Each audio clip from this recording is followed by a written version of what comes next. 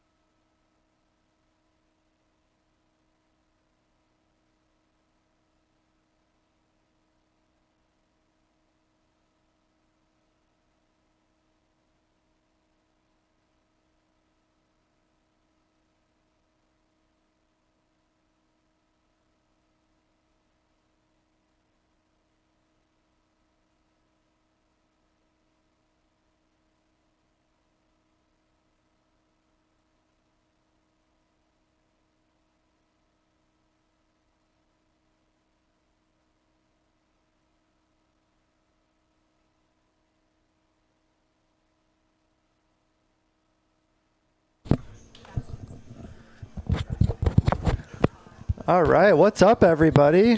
What's going on? Little pregame talk. We got Daniel Marx and Sean, aka OFC, in the booth tonight. Cheers to that. We got our glasses here. Have a drink with us, everybody. Rena in the chat. How's it going? She says, "Yeah, I'll turn my sound up now." Yeah, I mean you can't miss OFC. You're in the minds now of the two greatest poker players in Dallas. Oh my God, I wouldn't go that far. I'm just kidding. The best and the worst. I'll let you figure out who. How's it going, Mark? Just played with Mark a little bit in some 2-5 round of each this week. He's actually in that game right now. A very fun game. If you guys want to play some Omaha mixed with your Hold'em, Poker House Dallas is running a 2-5 half Omaha, half no limit Hold'em game at 1 o'clock every day. So get your name on the list. Talk to Kim or Hayden if you want to get in the game. It's been so much fun getting to play a little bit of PLO again. Sean, you are kind of jumping into the PLO scene, right? Yes. So that is the game that actually got me kind of into the PLO thing. and it's decent stakes to. I mean, I have an idea, of course, but not anything close to knowing the deep aspects of the game. But I think that game should slowly get me there. Yeah, I think it's like a good way to kind of slowly learn. And like you said, even though the stakes are only quote unquote 2-5, it gets pretty deep. Though. PLO, I would say it plays twice as big. So if you play a 1-2 PLO game, it's like the equivalent of 2-5 no limit hold'em from my experience. I think so. Because the pod repod adds up pretty quick. Yeah.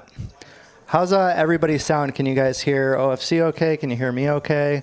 If you guys are sick of us, we can always turn the table mics up during the day. We've got a crazy action table for you today. It's an insane table. I think it's going to be one hell of a stream. Oh, yeah. I'm excited. Just under a minute left, and then we'll get going here. Thanks for joining us tonight. Remember to hit that thumbs up button. A lot of our regulars I see in the chat. Yeah. Mark, Rena, hi everybody. We appreciate your support. We got some 18-year. What do we got? Yeah, it's some nice 18-year scotch. Nice and smooth. Nice and smooth. Thank you so much for that. Of course. Can you hear the... let me grab... Okay, yeah. All right, we are off with the stream here. Let's solve the problem today. Yeah. Let's do it. It's pretty straightforward. We do a flip. What do we do in this game? $100? I used to live in bed. Seed 1, we have Safeen. Seed 2, JD. Seed 3, we have Steven. Seed 4, Zefish. Seed 5, our very regular Mr. Carlos. Seed 6, I believe we have Ram. He should be coming in. He's running a little late. Seed 7, we have AJ. 8, Paolo. And 9, we have our own Moneymaker. Yeah, all-star crew here tonight. We've got some of the best and most well-known players here in Dallas. Sean, you have experience with all of these players, right? Yes, all of them. I played with all of them. I think pretty good enough to understand a little bit of their game. And I'll tell you, this lineup is really, really good. There's going to be some great action, some deep stacks. I know we kind of do the amount of the biggest pot that we have to guess. So tonight, I'm guessing $35,000 pot. $35,000. What's your take on that, Danny? So last week, just for comparison, there was a $46,000 pot, biggest pot in Poker House Livestream history. And I think with the players we have tonight, we are missing a couple gamblers, but I still think 35 is probably pretty close. I'm going to go with 30,000 30 myself. Okay. So I think, I hope you're right, though. I hope we get the action. Well, I hope we see 50. Hey, exactly. I hope we're both wrong. I hope we're both wrong. So, chat, what do you think? What is your guess for the biggest pot tonight? Type in the chat what you guys think. Over under on 35,000. Over under 30,000. Remember, it's $5,000 to start, and then match the stack after that. Usually they start out with a flip here. It looks like a $100 flip. Yeah, it looks like a $100 flip.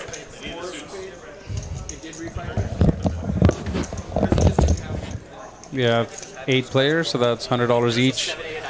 Pot is 800. This will be the flip, and we're gonna get into the hold'em action right after this.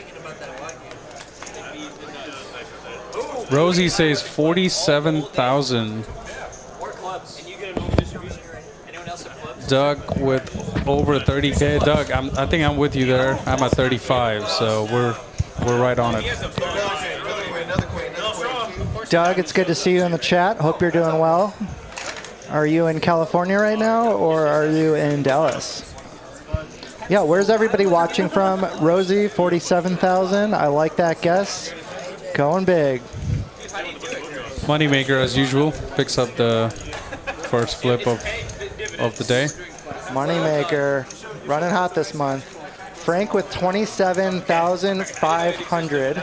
I'm going to go with 27,501. I'm just kidding.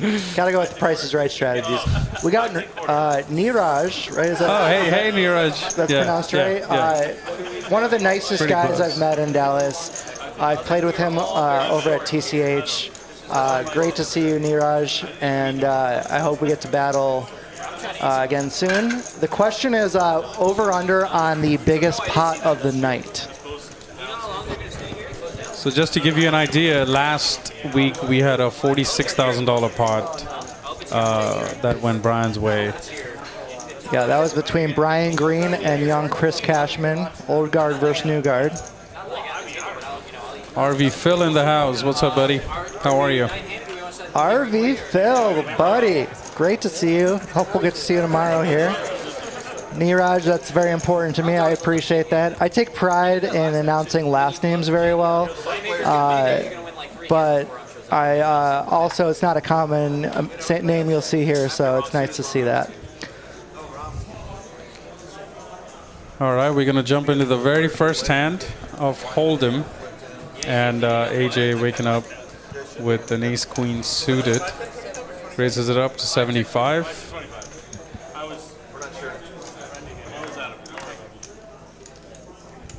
Oh my God, JD with the kings, first hand on the button. Wasting no time. Re-raises 250. I think this is going to be a huge pot. Yeah, I agree. With these players and these hands, we could easily see a 4-bet here. I would agree. AJ is a very aggressive player, solid. I don't think this can go any other way but all in. You might see our first 10K pot. Oh my gosh, he just rips it. And right away, there you go. Goes all in, gets snap called. He gives the speech and then jams. It's funny because it's Match the Stack, so they're going to be willing to gamble early on. And people are already talking about match stacks, so this table's going to be really, really fun, guys. Yeah. First hand, 10K all in. Yeah, and then everyone's going to load up to 10K after this. All right, needs a 10. I believe they're running it twice. Give him a toe. So JD gets the first one. Can't lose anymore. Niraj with a 46,380. I mean, after this first hand, you never know. That's very specific. Yeah. Niraj. And JD doing JD things. Double up, first hand with the pocket kings. It's JD's world. We're just living in it. What's up, Niraj? How are you, buddy? Just the first hand. And you're definitely going to see pretty much everybody matching stacks here. Everyone's reaching into the purse. We right will now. pull the stack in a second, and you will most likely see everybody with 10K.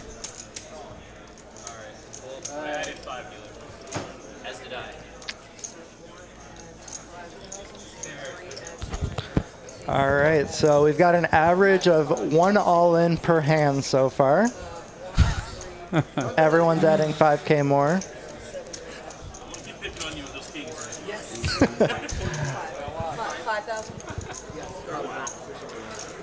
And AJ now has a 10K stack to match the highest stack on the table. This is a match stack game. They start with $5,000 each. And that, I believe, is the max bind. The min bind, I believe, is 3,000 in this game?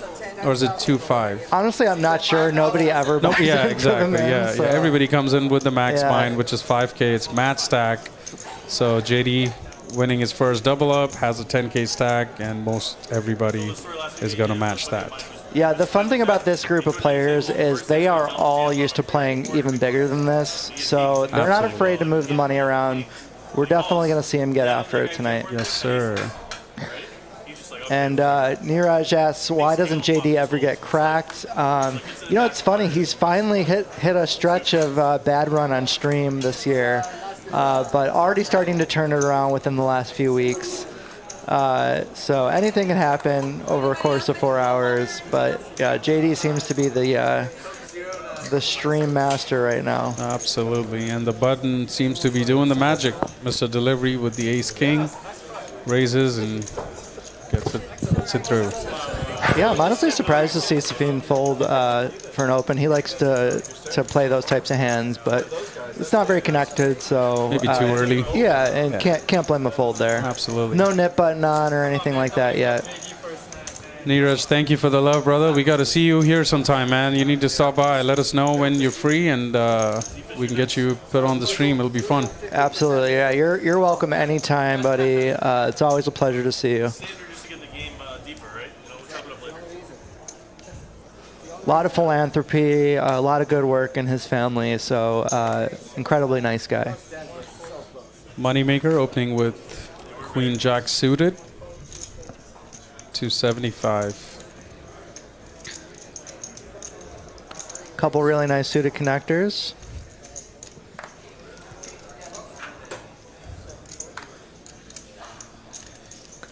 Yeah, Mr. Delivery can either come in for the 3-bet or the call here on the cutoff with this hand. I'd be more likely to call if I was on the button to guarantee you have ultimate position. So 3-betting gives him more of a chance to isolate.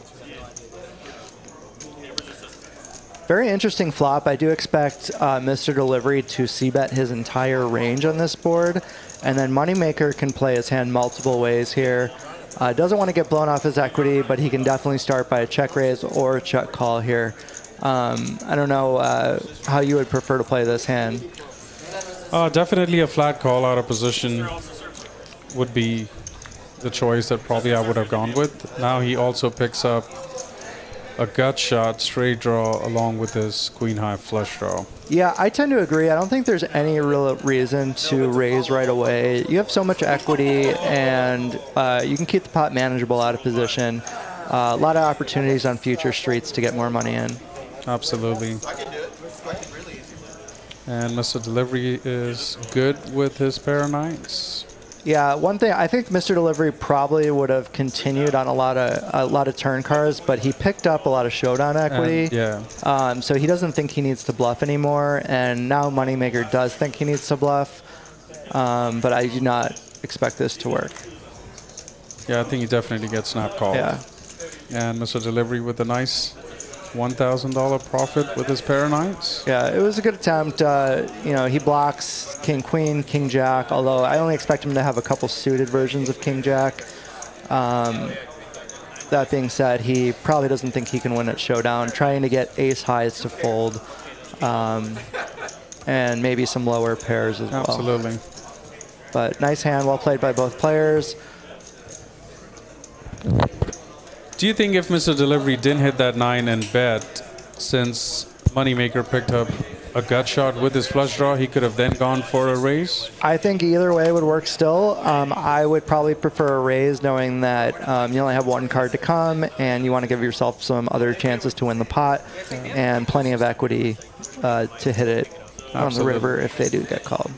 Safeen raising with ace-king off, getting called by Zefish on the button, I believe, or he's the cutoff. He's the cutoff, calls it with Jack-8 of hearts. Zefish loves to mix up his game, and very, very solid player. Yeah, he's a very dangerous post-flop player. Likes to play a lot of hands, but plays them very well and very aggressively. So you have to be willing to put the chips in if you're going to go against Zefish. I would agree with that. Very tough to play against. Yeah, you had first-hand experience. He was on your left, I believe, last week. Oh, that was a horrible. Yeah, that's not very fun. Yeah. I had Brian and Zefish on my left, so my stream was done as soon as I sat down. Yeah. Hey, you got to have faith in yourself, though. You can't psych yourself out too early. And you can keep up with the best of them. You were kind of card dead as well. I was super card dead, yeah.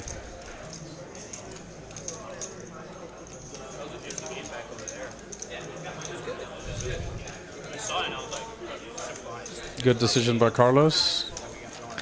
RV Phil says 50K pot coming. We hope so, Phil. Yeah, let's do it. If you were sitting on the table, I would have 100% bet on that. Yeah.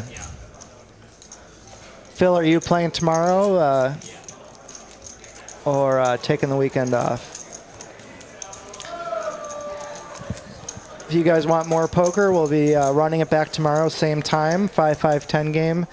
Both myself and OFC will be in the booth. Hopefully we can get some big pots as well, but these guys, they're here to play. Let's see what they can do. I expect a lot of $50 straddles, and I actually expect the straddle to stay on. All these guys like to play big and pump up the pots. Battle of the blinds. Safeen makes it 200, gets it through.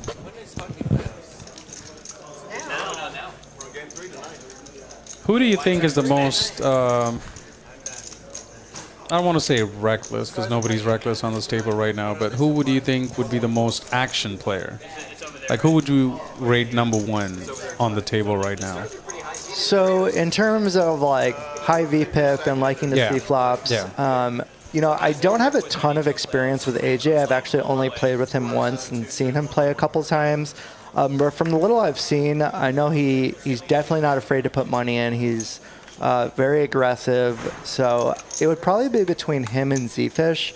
Zefish, kind of depending on his mood and depending on the table, he can mix it up and play a little tighter as well. So I'm curious to see. Who do you think will have the largest VPIP tonight? I think you kind of nailed it there. Between the two, I think AJ might take a little percentage ahead on the VPIP. Yeah. Just because of the first pot. And he might get into the mix a little more. That's true. And the other thing is, if one of them takes a big hit early, like AJ did, you know, they're more likely to start opening up a little bit. Absolutely. But also, you know, it's a 4-hour stream, not a lot of hands, so some of it is distribution of card quality as well. Sure. You know, sometimes I have 30% VPIP, but mostly I'm in 25, and if I'm card dead, I'm closer to 20. So it's a pretty big range over 4 hours. But if you see, we look at the stacks here, half the table topped up to 10K. So we'll definitely see more of that. And once Ram gets here, he'll probably top up as well. Oh, Ram is another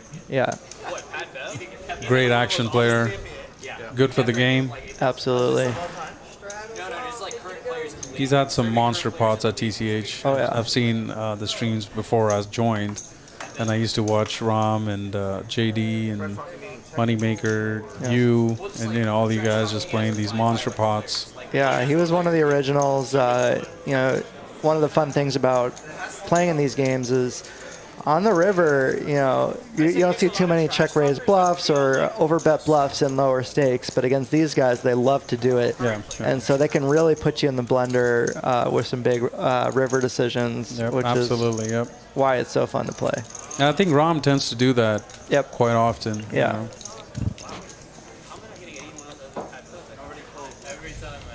I don't think we have seen the straddles already, have we? 50 to call, so I think there is a $50 straddle. Yeah, I was surprised that they didn't start with it right away, too. I think we should see pretty much a $50 straddle standard.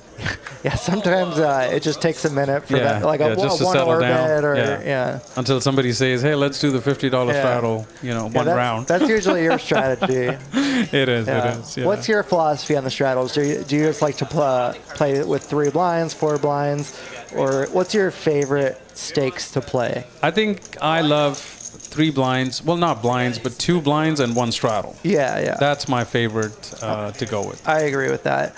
Personally, the 5-10 quarter is the stakes that I'm most comfortable with. I think more people will be willing to loosen up because it's not too big. Once it gets a little bigger than that, I get a little gun shy sometimes. The players get more polished. The games get a little more nittier. Yeah. For sure. I think the most comfortable stakes are exactly what you just said. 5, 10, 25, maybe a $50 straddle here and there. You know, that's a good mix for me. Yeah, me too. And Carlos had flopped the pair of 5s, and Safeen turned the ace. Yeah, really rough turn, but at least it's there's a lot of clarity with that turn, and he should be able to get away from it. Absolutely, and he does. He's been playing pretty solid, Carlos. Yeah, I completely agree. And, you know, I've mentioned this before, and, you know, you're in the same boat, actually. I started when Carlos started, so I've been playing with him almost every time he plays ever since his first day, similar to you, and watching him, but he was a brand new player. Yeah. So watching him progress over the months and then over the years, it's been a pleasure to watch. You know, Carlos is a very intelligent man, very successful in life. So, you know, it'll obviously translate to the poker table eventually. So he's become tighter, more aggressive, willing to mix it up a little bit more, and you really love to see it. Yes, he does. He does. And great guy as well. He had a party at his beautiful home, and he invited all of us there, and me, myself, Danny, Kim, and, you know, a lot of other players were there. And it was an awesome party. Had fun. Some A5 Wagyu. All right, another couple Broadway suited connectors for each player here. Get another nice pot. Same position. JD's on the button, and AJ. Same players. Run it back. JD, 2 overs and the nut flush draw. That's 125. AJ with the gut shot and 1 over. He does not want to see the king. Wow. Oh my gosh. AJ turns the straight. I think JD would part control here. Big hands for both players. Yeah, The board's pretty connected. Yeah, he would have gotten check raised for sure. 100%. I'd like to see a small bet, maybe like 200. Goes with a pot size bet instead. Yeah, it's going to be tough. I actually agree with you. I think when JD checks back the turn a lot, he's going to have a lot of weaker hands and some weak showdown hands that I don't think can handle a full pot size bet. Like 6s, 7s, or ace king. Exactly, yeah, something like that. Like you can try to get called by ace king with the smaller size. At best, he's got a weak queen for pot control. You know, whenever there's a board pair like that, it just takes away the combinations of hands that your opponent can have. So I tend to like a small bet there, block size as well. Absolutely. Either way, though, good hand. Definitely want to get value with your big hand, so you can't blame him going large as well. He unblocks the queen X hands, the 10X hands, so you never know. Moneymaker opening it up with Jack 9 of clubs, one of my favorite hands. Beautiful hand. When you first asked the question, I was going to list off like all the old school balls. Like Reggie Miller, fucking MJ. Yeah. Dude, Reggie Miller. I think Paolo can go either way between a squeeze here and a call. Oh, yeah, those are I'm going to try to out-club Moneymaker. AJ and Moneymaker both flopping pairs. Spike, the Knicks go back home today. He's going to be there. Right up front. This is like probably the greatest day of his year. The Knicks in the playoffs coming home. Took one on the road.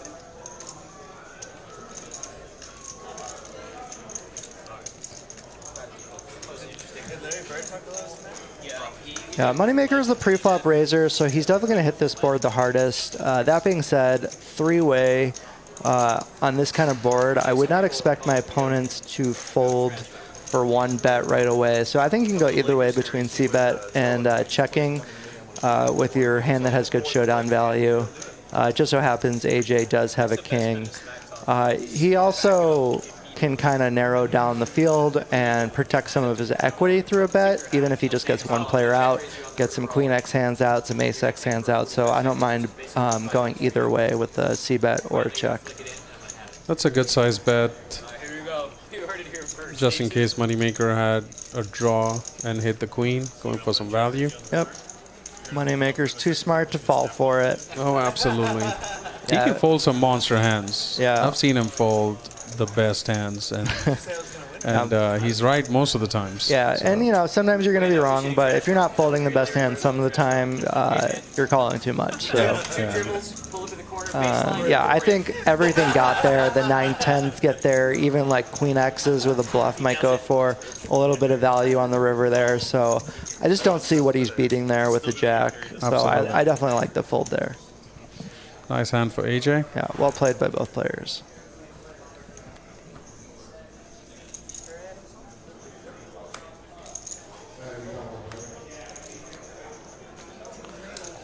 Yeah, these are some of my favorite deep stack hands, the ace-x suiteds.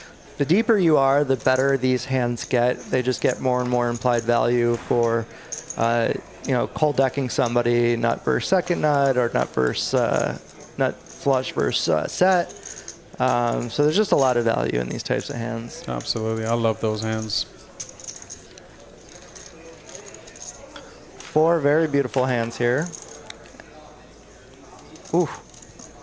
Wow, this can get into a bit of a problem for Zefish. We've got 2 flush draws, an overpair and top pair, top kicker. Pair. Everybody got something. Mr. Delivery not only has an overpair, has a gut shot straight draw as well, and so does JD. Top pair with a gut shot. Yeah, very interesting. JD is a pre-flop raiser, so I understand why he's c-betting here. Oh, actually, Paolo very bet with his nut flush draw and JD called. Yeah, I wouldn't be surprised if everybody calls here.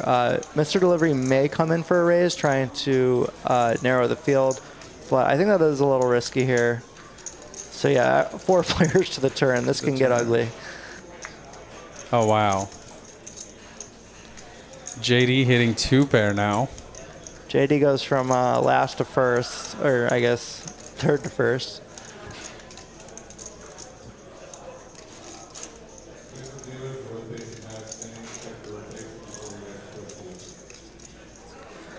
I think he's checking. With 4 players hitting the turn, there's just so many strong hands here. So even though he hits his 2 pair, players can easily have a 4x, especially a player like Zefish. And that's why Zefish is so dangerous. Yeah, oh, absolutely.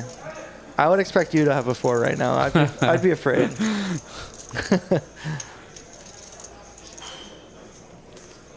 If anyone on there, yeah. Yeah. Yeah, Zefish going for a large bet right now. The nice thing about Paolo hitting the ace is now that he has showdown value, he doesn't really need a semi-bluff anymore, and he doesn't want to get blown off all of his equity. I think players tend to overplay top pair with flush draw, and I really like the way Paolo's playing it. Absolutely. It's really hard for JD now. Yeah, very tough spot. I wonder if he's going to come in for a check raise here and just try to get it in. I do like a check raise better, not that we can look at the cards, but to see. I think the problem with it is you're really only going to get called by the 4, which has you almost dead.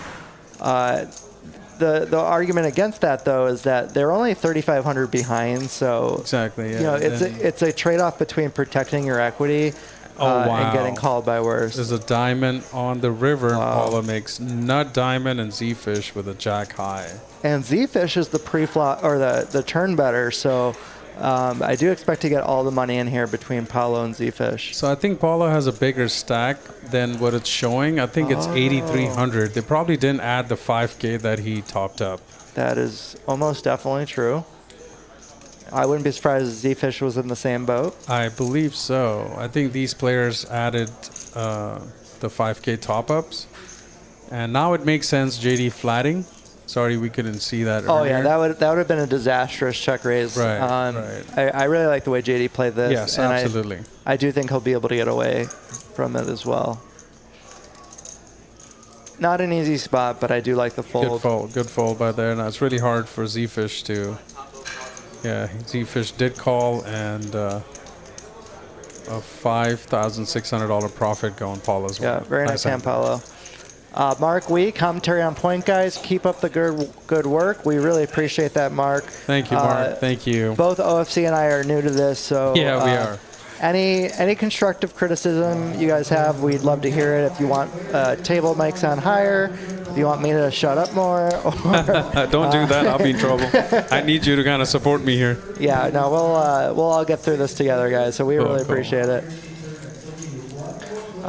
For those of you who are new to the chat, thanks for joining us here. We have 510 quarter at Poker House in Dallas, Texas, with myself and OFC on the mics tonight. How are you guys? Welcome if you just joined us. Thanks for coming. This is a very, very good game here with some lot of action players. Yeah, we've got some of the biggest players in Dallas here. I expect some big pots tonight. Zefish opening it up with deuce 3 suited connectors. AJ with the real hand, ace jack. Just like his name, AJ. Yeah, I'm sure he loves that hand. I'm 100% sure. And oh, wow. Zefish going down early could spark some fireworks here. He might try to get it back. Moneymaker now waking up with the queens. Raising it up to 1100, I believe it is. Yeah, this is a nice squeeze spot. Goes for a very large sizing. Wants to try to get it heads up. Won't play as well multi-way. It'll be a little harder to play post-flop. I like his squeeze. Maybe a little large, but I still like it. I would have liked to see maybe like a 800. One of the argument against that would be that if like the first player does decide to come in, then everyone comes in behind. But I do agree that you know, you want to get a little bit of action, but taking it down pre-flop is fine as well. He does get $650 profit for his troubles, so yeah, it's definitely an interesting point to argue both sides, and I think you can go either way for sure. Yeah, I think so. I kind of go with my feel or my loss and wins for the day. Like if I'm stuck in the first hand and I wake up with queens there, I'll probably go 650, and I want to see. I want to go with and play a hand, you know. And if I'm sitting comfortable, I would make it 1100, you know. So that's just me. So I agree in some ways and disagree in others. For me, I consider that game flow. And I try not to do it whether or not I'm winning or losing, but I do base it on my feel of the table and what's happened in recent history to kind of give myself some biases towards what I think, you know, their ranges are and what I want to accomplish, what my incentives are. But yeah, I try to take my own biases out of it for like how I'm doing and try to think clearly based on what my incentives are. That, ladies and gentlemen, was the exact difference between a professional and an amateur right there. No, which is true. Yeah. Most of the amateurs would think on their position financial on the table and not, you know, as an overall as you explained it. So point taken. Yeah, well, you know, that's why it's actually really great to have both of us here. We have very different play styles, but both of us get the job done, and there's more than one way to play poker. So it's really fun to talk through these hands and kind of understand why how we think about the game. So nice, yeah. A lot of fun. That was a good input. Paolo raising it up with Jack 10 off on the button and getting it done. Thanks again, Mark. This is actually really fun for us too. It actually helps us improve our game. Talking through your thought process is one of the best ways to improve. One thing you'll realize about this game is it's very humbling. Very, very difficult game to play. Beautiful game for that reason. It takes a minute to learn and a lifetime to master. So we all have room to get better and try to see past our own biases. So I'm always trying to learn from other players, and I'm sure OFC is the same. Absolutely. Thank you, Mark. We appreciate it. Please let us know if there's anything that we could do to change it, make it better for you guys. Yeah, one of my first like aha moments in poker was when I realized, you know, early on in my career, I thought I was hot shit. I thought that anytime a player did something I didn't understand or I didn't approve of, I instantly thought they were bad and I was just unlucky. Once I changed my mindset to realizing, okay, he took a different approach. Maybe he's doing the right thing and I'm doing the wrong thing. Think outside the box and kind of understand the game from all different angles. You realize not only how bad you are, but how much room there is to improve. And yeah. So always be open-minded. It's the best way to get better at this game. I would agree.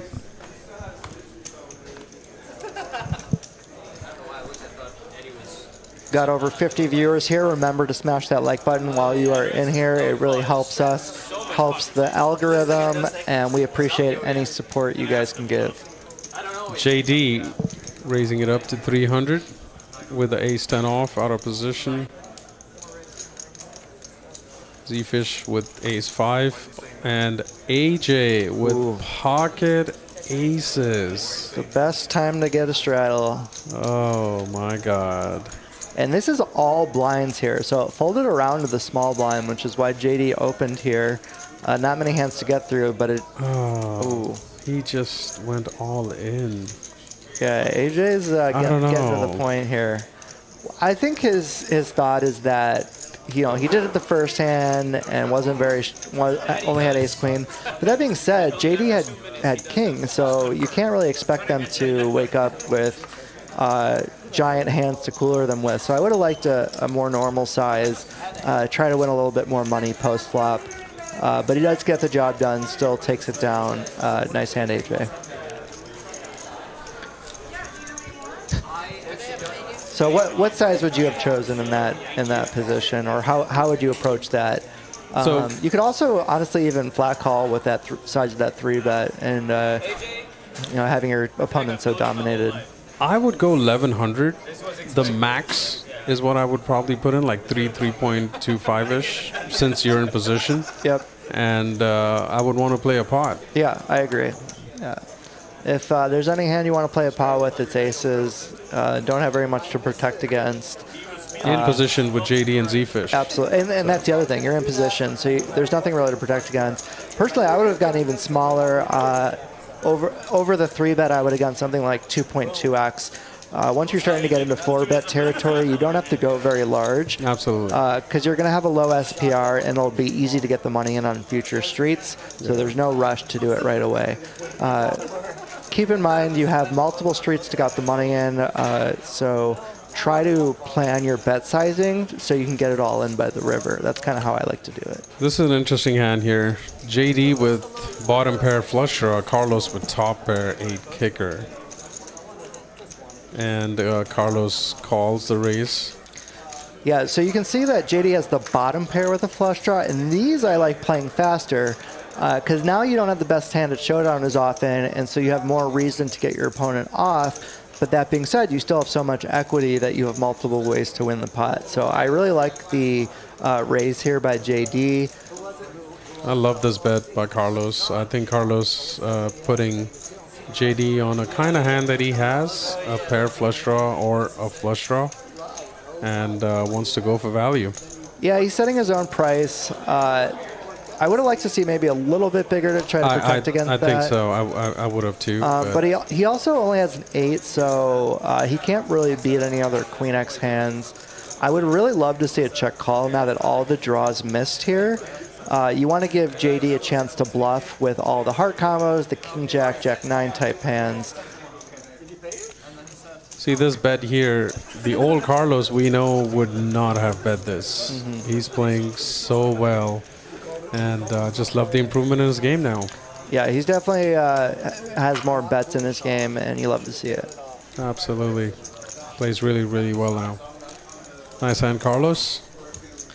Yeah, and the old Carlos would have gotten sucked out on also. He runs notoriously bad on stream. But for that, I have to be his opponent. Yeah, exactly. Then there would have been a heart on the river, and he would have been upset. I was really expecting, just because it was Carlos, that a heart was going to come there on the river. He does get sucked out a lot. Yeah, but he really does. You know, he won last week, so maybe it's a new year for him. I think if you are going to bet the river, you want to go very small, having the 8 kicker. You want to try to get called by second pairs. But usually when there's multiple draws that all miss and I have a strong hand like top pair, I will try to go for the check after leading the earlier streets, try to give my opponent a little incentive to bluff. But I think either way goes fine. Yeah. Congratulations on the upgrade. First class. Paolo making it 200 with King 7 off, and AJ calling with King Deuce. To the flop, Queen High. Paula should take this down, being the pre-flop aggressor. Yeah, if there's anyone who's going to fight back, AJ has made some wild check raises, but he does just get out of the way. Let's take a look at the stacks here. If more people are topping up. Got 4 people now over 5 figures. And I wouldn't be surprised if everyone did by the end of the game.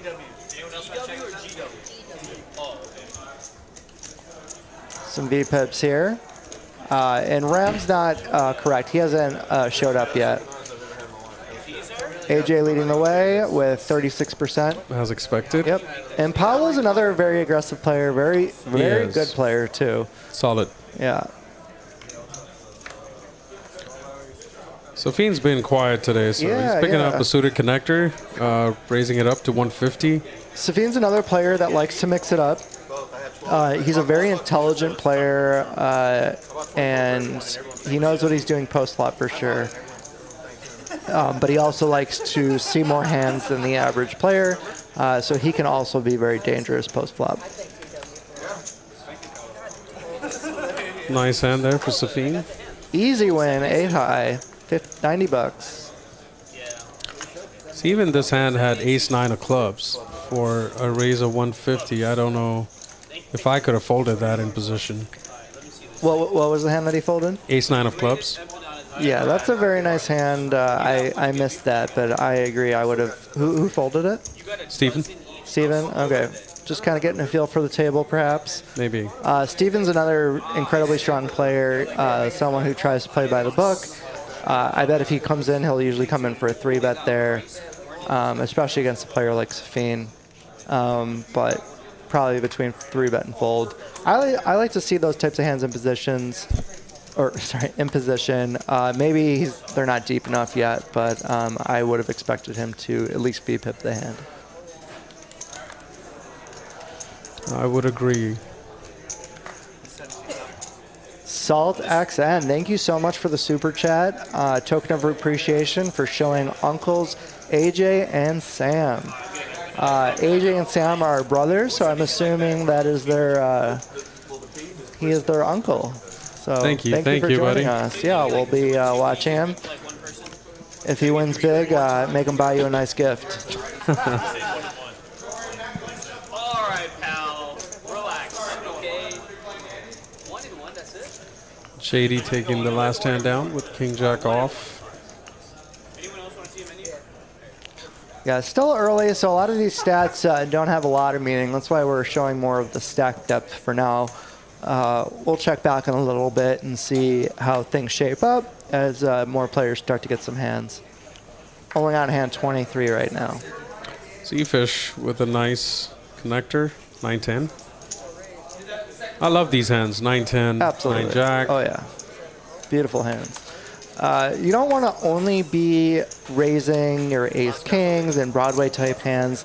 One of the things is you want to have something called board coverage. So if the board comes, 8-7 deuce or 9-7 deuce, you want to, or 5-6-7, you want to have some coverage on those boards. You want to have some hands in your range that hit those, so you're not as face up to play against. Shady here with the flush draw, calling Zefish. Yeah, Bet JD there and instantly hits it. Yeah, JD defending a straddle here with probably any 2 suited cards. Very beautiful flop for him. Let's see how he proceeds. I think Zefish is going to want to probably keep the pot small, but he does have a little bit to protect against, so understand why he bets. He also blocks 10s and 9s and other strong hands as well. Queen 9, Queen 10.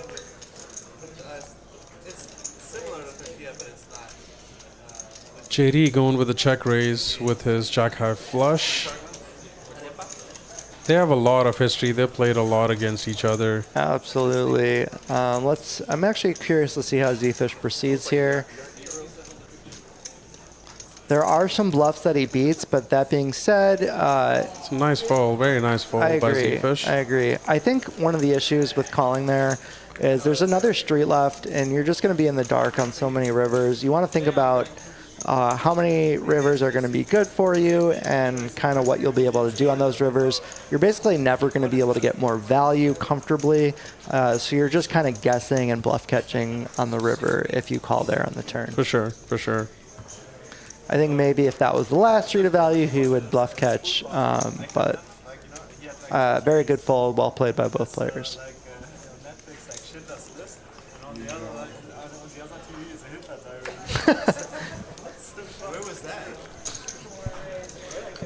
Who was he talking about? I'll tell you later. Eddie Bat, Danny and OFC are my heroes. Thanks, buddy. We love you too. Eddie has worked incredibly hard on getting these streams going. Really had nothing to start with, and between Eddie, Eric, and Kim and Hayden, they've put so much work into this, creating these great lineups for us to watch. It's really a pleasure to get to watch these great players play. Thanks, Eddie. And absolutely, he's the one who got me into the commentary booth, and I'm loving it. Yeah, me too. So it's a lot of fun. It's hard work. Yeah, it is. It's very tiring. The scotch makes it a little easier. It definitely does. So that's what I missed that. the first time I was here with Hayden. Yeah. And I was like, man, this room definitely calls for a scotch. I like it. Yeah, good thinking. OFC is always on the next level, everyone. Oh, man. Especially at the poker table. I try. Sometimes it works, sometimes it don't. Carlos opening up with pocket nines. Safeen calls with queen 10. Mr. Delivery now with ace queen off. Yeah, I expect to see a squeeze here with this hand multi-way, out of position. Raises it to 800. Duff is sitting on the sideline. He's ready to get in the mix. I like to see a call from Carlos. Yeah, I agree. This, hand can flop very well. It's very strong, but does decide to get out of the way. Mr. Delivery has not played many hands. But I think you want to at least see a flop there. Try to flop a set, possibly play a big pot. Not a super difficult hand to play post-flop either. It has a lot of clarity as well. It does.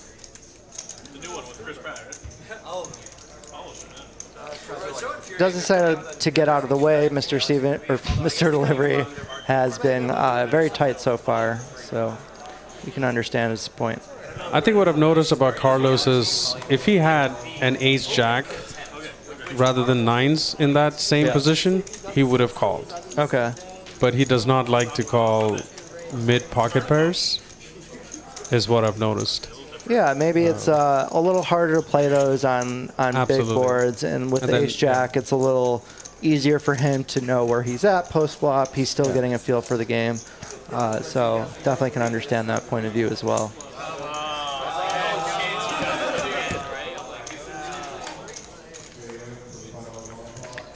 Three ways to the flop. JD with a gut shot. Zefish with the best hand, bottom pair. Jeremy O'Quinn, what up, Danny and OFC? Seat open for J-Rock.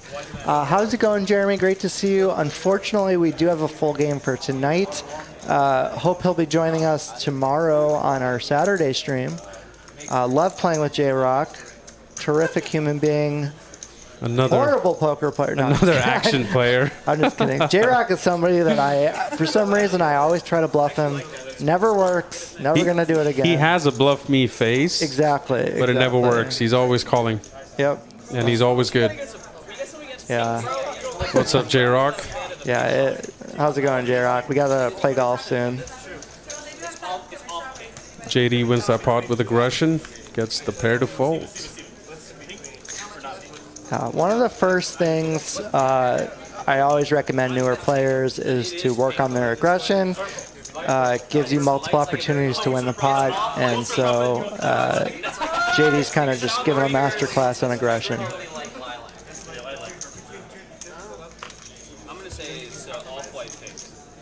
JD is a mix.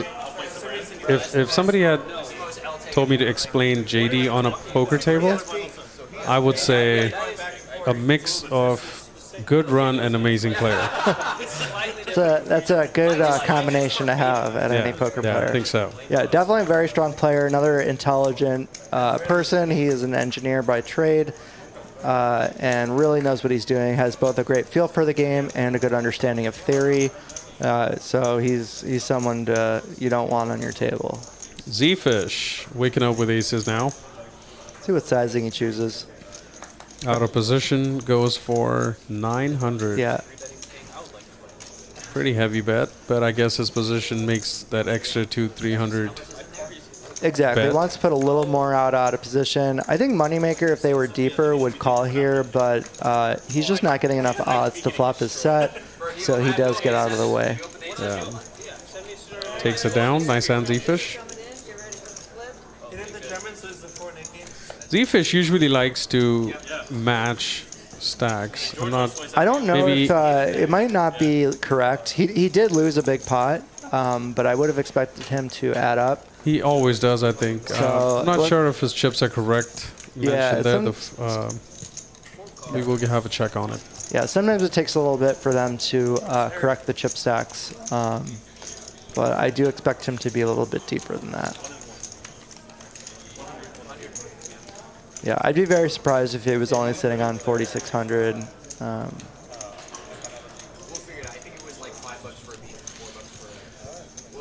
I see a few yellow chips in front of his stack. To be honest, it looks about right. Yeah, it definitely could be. It's hard to tell from here.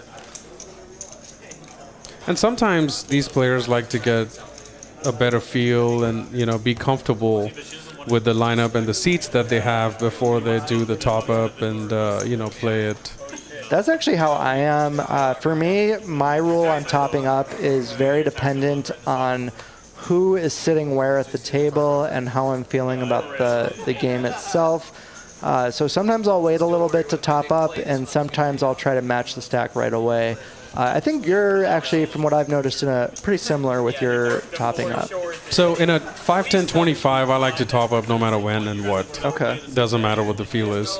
But if I go for the 10-25, 50-ish kind of game, and like last time I played here when I had these guys on my left, which was Zefish and Brian, that's the game I do not want to top up at all. I'm just trying to survive, get it through the stream, and pick another one. That makes sense. So with those kind of streams, I don't want to top up. I just want to play GTO and trying to, just get it through.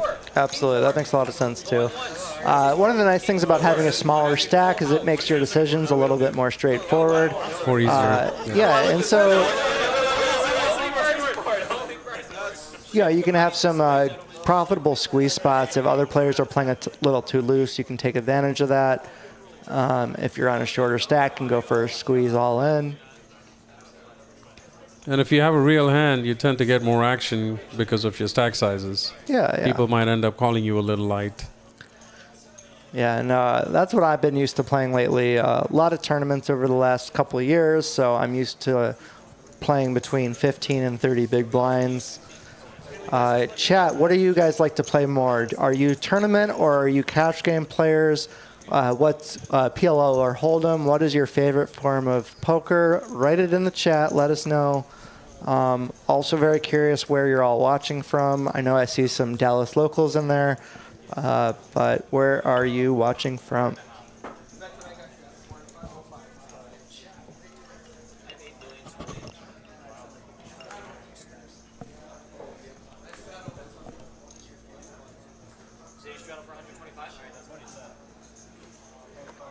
Looks like we got the $50 straddles out, to be expected.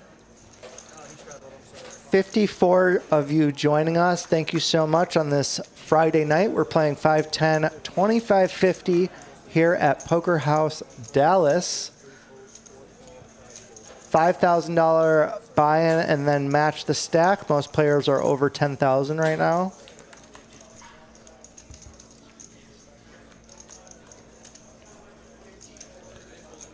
That's a very good flop for Zefish. Yeah, very interesting flop. I don't expect Moneymaker to continue as that hits a lot of the calling range. And that should be the end of that hand. Nice hand, Zefish. Yeah, another tip I like to give beginning players is sometimes they'll over c-bet those middling flops. Whenever you're the opener and the big blind defends, they're gonna hit that type of board a lot. And so you're very unlikely to get it through with a c-bet. So unless you think your hand can fire multiple barrels, sometimes it's best to just give up. And I like that give up by Moneymaker. Well played by both players.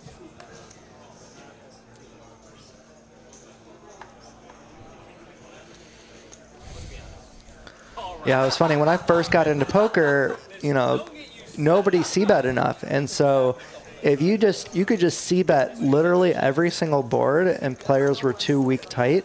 And so as long as you were c-betting, you instantly made a profit. And then it got to the point where now you're c-betting too much once players are getting better, and then you have to learn to dial it back. And then starting to figure out that balance is kind of where we're at today, where it's a lot more technical. Sizing is a lot more important. People are just so much more precise. So that's why it's a pleasure to watch these guys, seeing when they choose to bet, what sizings they choose, and when they choose to give up, which is just as important. You know, a lot of people love to see those big pots, the ace king versus queens, the aces versus kings. But really, that's going to happen to both players. Where the money is made are on those little spots, those check give ups, those small c bets. So it's the little things that at the end of the day is going to create your profit. So that's why I love watching them and seeing all of their little decisions with the middling parts of their range. And that's another thing that I love watching you, because you know, if you're going to play a lot more hands, you have to be very intelligent about it post-flop, and you have such a good feel for the game that you can navigate and still make a profit with those hands. So sometimes it's very frustrating to play against you, but at the same time, it's very fun. The feeling is mutual. Yeah. So, well, it's nice to be on this side of the table with you. No stress tonight. I definitely like to put people on difficult spots and get it through somehow. Yeah. Unfortunate flop. Premium, good hands. King Queen, AJ. Queen high for Safeen. King high for Carlos. And AJ with this bet should take it down. Yeah, I don't expect anybody to continue here. Excellent bet. Yeah, by agreed. AJ, but had the best hand.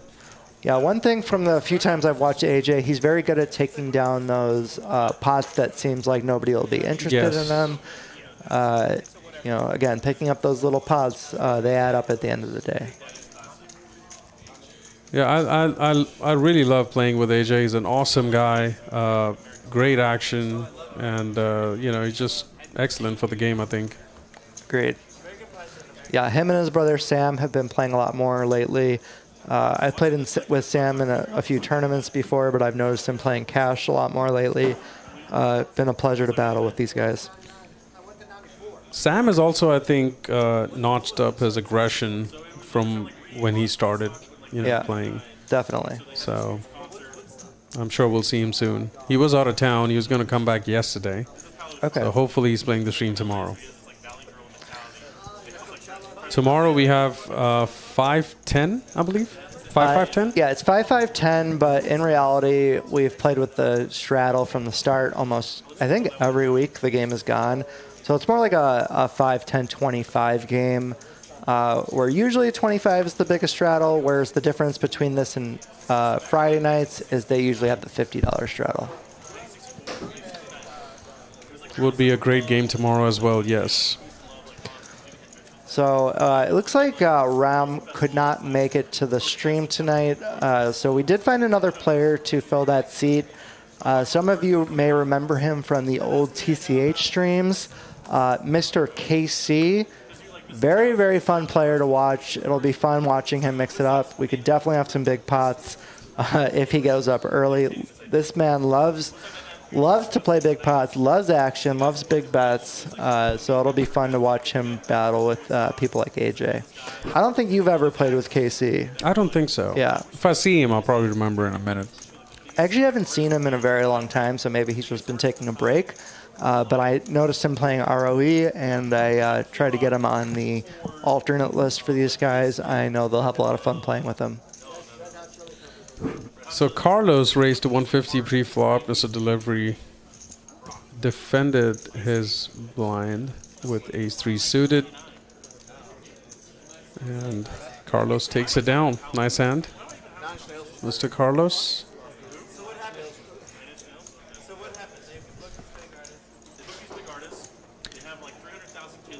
Safeen, very interestingly, has been pretty quiet and I would like to see him mix it up pretty soon.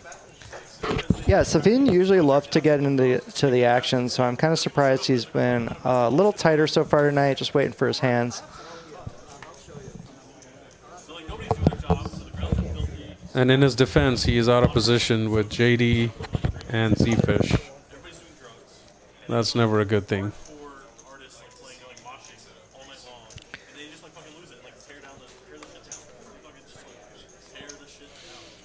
AJ opening it up with ace-queen suited, premium hand. I'm sorry, Carlos raises with 9-8 and AJ calls with ace-queen, suited in position. Going three-way to the flop.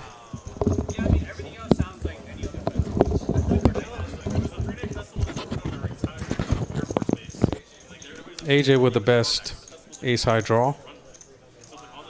And gets it done. Nice hand. Yeah, beautiful hand there to barrel with. You can bet on so many turns and rivers. You've got backdoor equity and clean outs to the nuts as well, along with the strongest ace-high hand possible.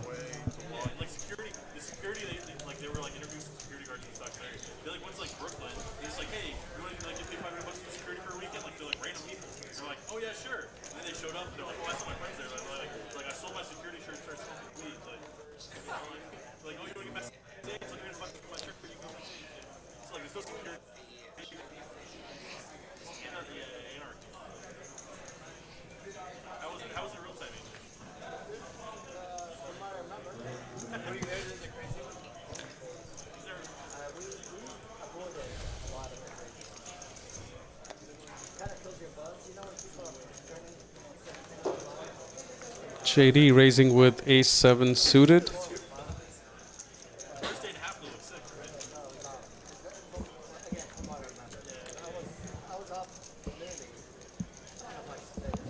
Nothing much there for Carlos. I believe it's going to go check. Yeah, again, this is another middling board where I would like to see Carlos just kind of give it up here. JD doesn't want to get raised off his equity. Could just have the best hand with ace high as well. Takes it down. Nice hand there, JD.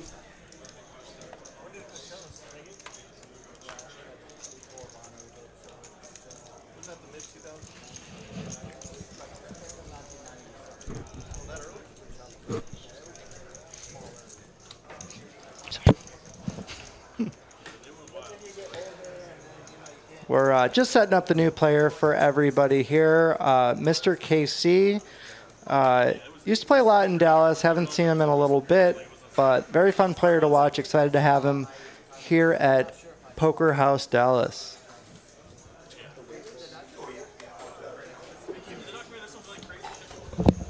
I am very excited to see the new player coming in. KC, heard a lot of good things about him. Should be coming in on seat 6.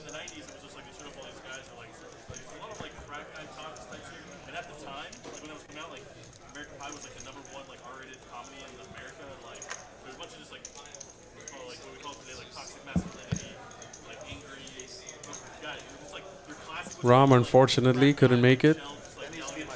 I hope he's okay. Yeah, Ram is a busy guy. You know, works a job, so a lot of reasons why he might not be able to make it.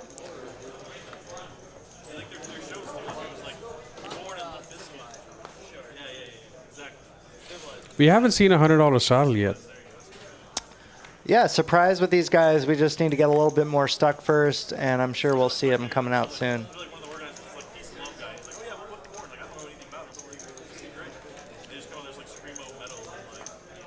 Mr. Delivery raising it up on the button with 9-7 suited. AJ calls the 150, and I believe Paolo is going to raise it up here. Yeah, really great hand to squeeze with. Mr. Delivery is going to be very wide opening on the button. So you want to raise here for value. You can get a lot of worse hands to call you, and it's just one of the strongest hands in Hold'em. Plays very well post-flop as well. It does, and AJ giving it a thought with King 9. Finally lets it go. Good decision. Yeah, Steven is playing very disciplined tonight. I think you can probably defend that hand if you're a little deeper. A little surprised to see him let it go, but not really splashing around right now. I know you and me would have called there. Oh, 100%. Yeah.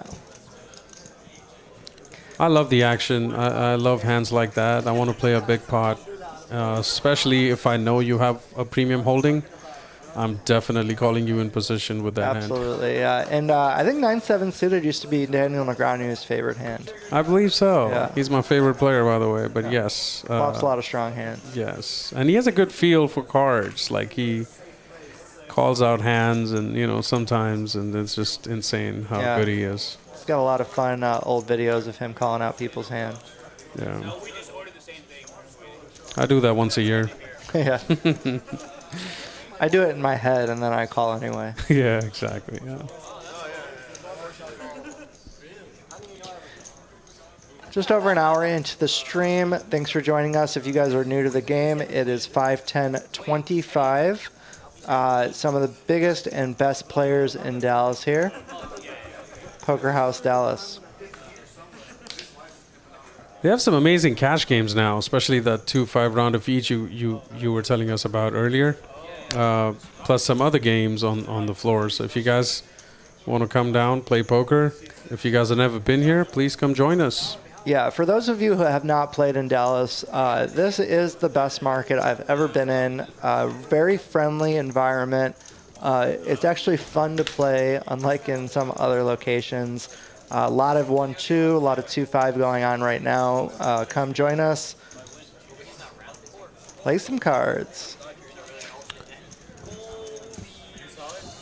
Two good hands here going to the flop. Safeen with the Queen 10 suited and Zefish in position with pocket 7s. Yeah, earlier on in my career, Queen 10 suited was one of my favorite hands. It was. Now it's not, is it? The nice thing about this is when you flop very strong hands like Broadway nuts, your opponents are also going to have very strong hands like ace-king type hands, set of aces, set of kings, set of jacks. And so you can win a lot of really big pots with hands like Queen 10 suited.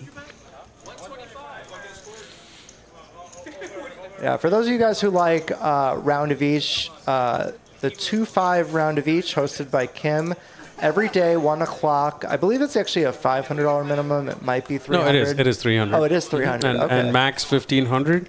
And they do have a Match Stack table round of each, and they do have a 1,500 max. Got it. I know Kim's table is Match Stack, max 1,500 to start.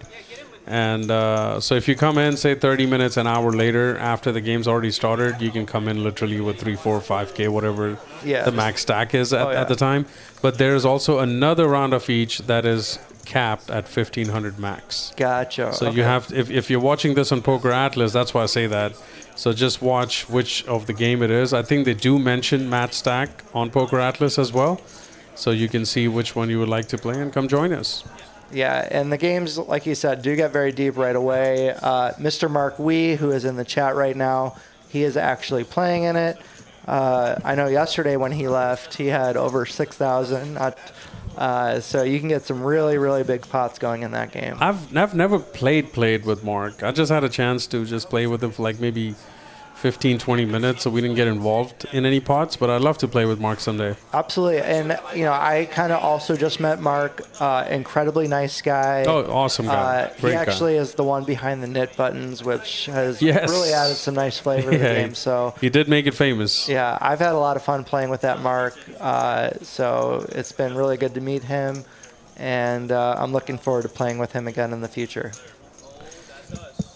Some nice hands here going to the flop. I believe it's got called 5-way. Yep, a little old, we call this Texas heads up. A lot of strong hands. And JD with the best hand. Yeah, JD flopping a very strong hand with backdoor equity as well. I do not expect him to go anywhere. I don't mind Carlos. Sixes could be good a lot of times here, but going 5-way with a jack board, it's really tough. There's a good chance somebody has a jack. Yeah, I think it's tough, you know, because like you said, the issue with sixes is it could be good now, but it's if it is good, you're going to want to protect your equity. So you want to get all those overcards to fold their hands. But there's also going to be a lot of draws that are going to continue anyway, and you're just not going to know where you're at on the turn. So 5-way, I think you can make an argument either way. Does decide to bet, and you can't really blame him for that. And that's a very good card for Moneymaker. Gets him a chop.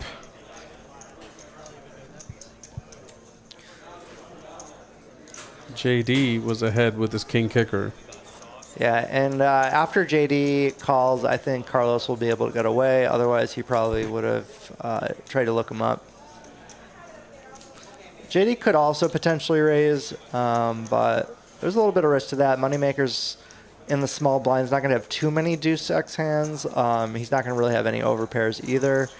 But I do prefer a call here. I don't think you're going to get called by worse. Because JD knows Moneymaker is a really solid player. He's not going to good fold by do Carlos. it nothing less than a jack. Yeah, Carlos gets right away from it. Very good fold. Absolutely.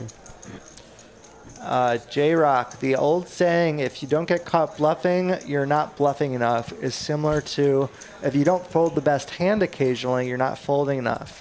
What do you guys think? I think you said it perfectly. Couldn't agree more.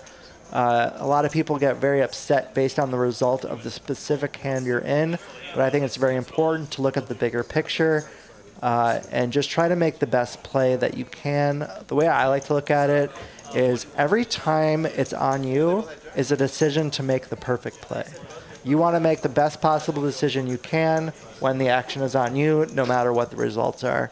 I don't know what your thoughts are on that. I would 100% agree with whatever you said. You want to focus on what you can control instead of the result of the hand, and that's one of the hardest parts about poker. It's not who has the best A game, it's who stays in their A game the longest. I don't do a lot of bluffs, so that question really goes over my head. I have no idea what J-Rock is talking about. I've never seen you bluff. Yeah, exactly. So, I mean, I literally, minimum 2-pair bet or 1-pair fold guy. So that question is for you, I think. These guys eating empanadas over here. I think I'm going to...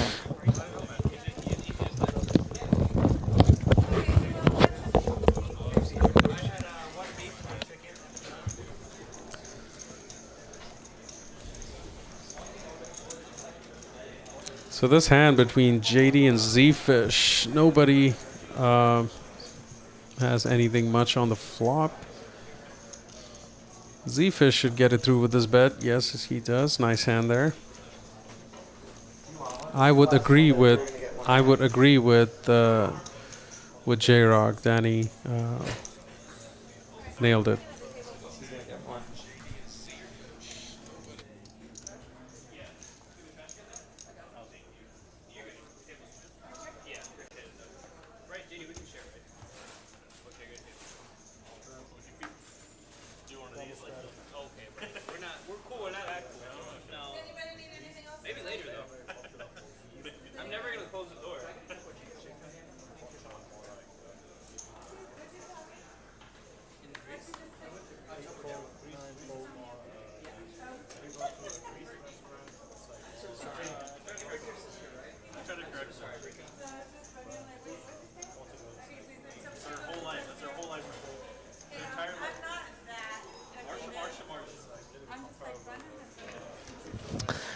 So J-Rock says, well said, Danny. I hate folding. I call OFC.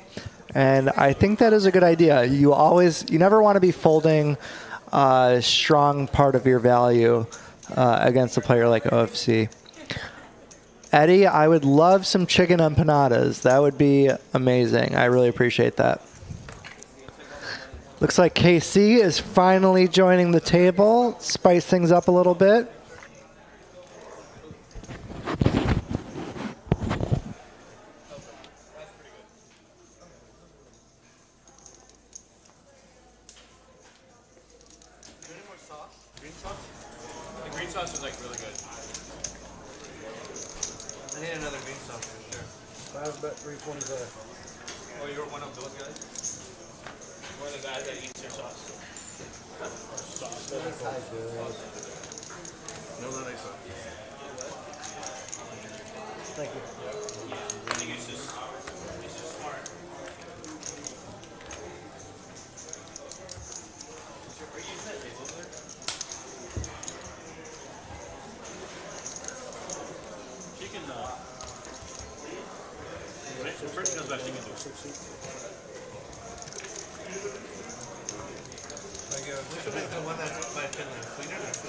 What's your name, sir? Casey.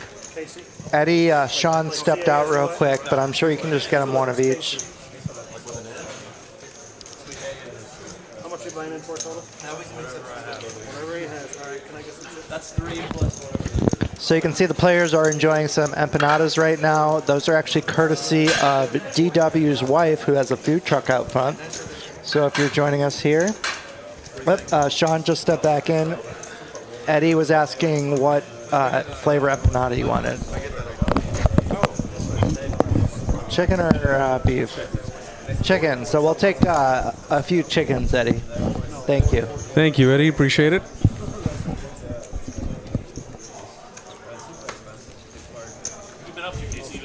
What did I miss? Nothing big so far. We just had KC join the table here on AJ's right. Bought him for 5,000. I don't think he was expecting to play tonight, so I don't know. I think it's his first stream here, isn't it? I believe it is. He's Well, been taking a welcome, little bit KC. of a break. Yeah, thanks for joining us, KC.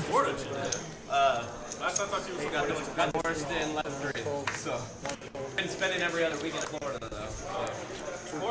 I grew up. Paolo 3-betting with 7-6 suited.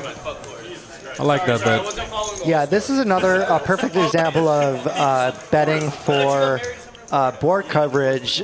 Really nice to have some very strong hands when the flop comes low cards. 7-6 suited is one of my favorite hands to get out of line with. Married someone and got none of the aspects of being married, except for the financial. AJ with top pair, Carlos with a gut shot. And backdoor flush draw as well. She still makes 50K though from freedom. AJ checking. And Paula recognizing. KC talking about marriage ROIs. We don't need to get too into the weeds in that one. 2 weeks? Yeah. I'll be in Florida. I'll be in Florida next week. Yeah, very interesting flop. Even though AJ flopped top pair, he only has a 9 kicker. One of the best turn cards for a little bit of action, though. Paula bets his gut shot flush draw on the turn, and AJ decides to call, and Paula hits his flush. It's gonna get The fun thing is ugly that for AJ. AJ actually blocks the nut flush. So if Paolo bets here, AJ could potentially turn his hand into a bluff if he doesn't think he's good at showdown. This would want to be one of those spots where you think you have an okay bluff catcher, but actually in reality, it probably makes a better bluff than a bluff catcher. Let's see how he chooses to proceed here. But he does have the ace showdown. Could also just call, and most of the times ace could be good. Would you want to do that when you have an ace in your hand? So that's the thing. I think with his kicker, even though it seems like he might have showdown against Paolo's line, I would not expect to be good very often. So Again, with do ace think 9? Yeah, I think you could go either way. I think if he had a stronger kicker, I would prefer to just call. Or 2-pair just to call? Yeah. Or raise, yeah, depending on... Paolo has a pretty strong line here. I think it's close. I think you could make an argument either way. Gotcha. Thank you. It was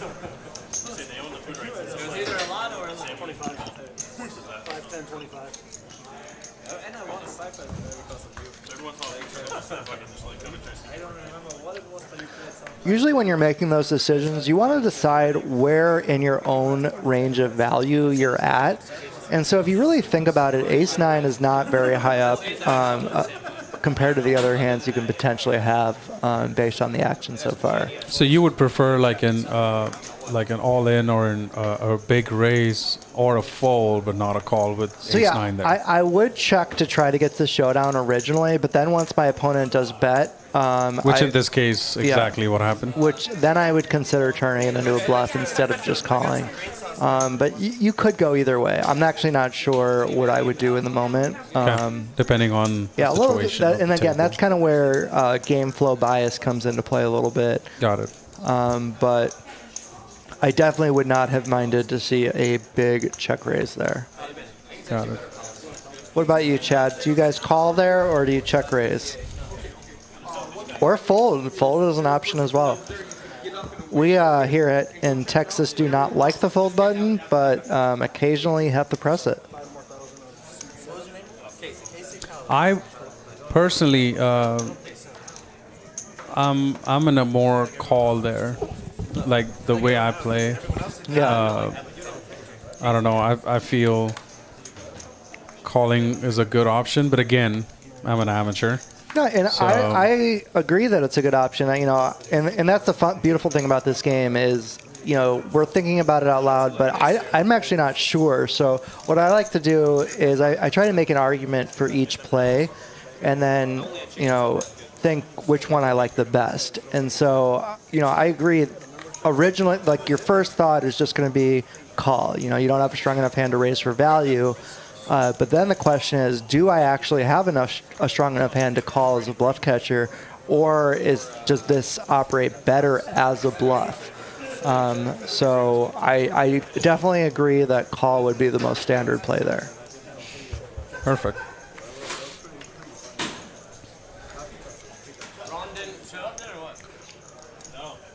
AJ's ace high, still the best hand. Let's see what he decides to do. Check this. And Mr. Delivery, I think, should be betting now. And he sure does. He gets it through. Nice hand. Yep. Very nice bluff by Mr. Delivery. Another player who's been flying under the radar tonight, but a very strong player, very theory-based, and can really put you in some tough spots. He can. He can. We have played some decent pots against each other on TCH. I haven't had a chance to play it much here yet with him. I think he prefers to play most of the Friday streams, and I've been busy the last few weeks. Yeah, he's a little newer to the Poker House streams, but definitely likes to play big. Hayden Fortini in the chat. Really nice to see you. Thanks for joining us, buddy. Two legends in the booth. I don't know about that. Maybe 1.5 legends. But thank you so much for joining us. And yes, I agree. It is a great lineup here tonight. It's awesome. It's awesome. What's up, Hayden? Buddy, how are you? I found KC in the ROE room, and I had to get him in the game. So we got a seat open for him, and he is joining us.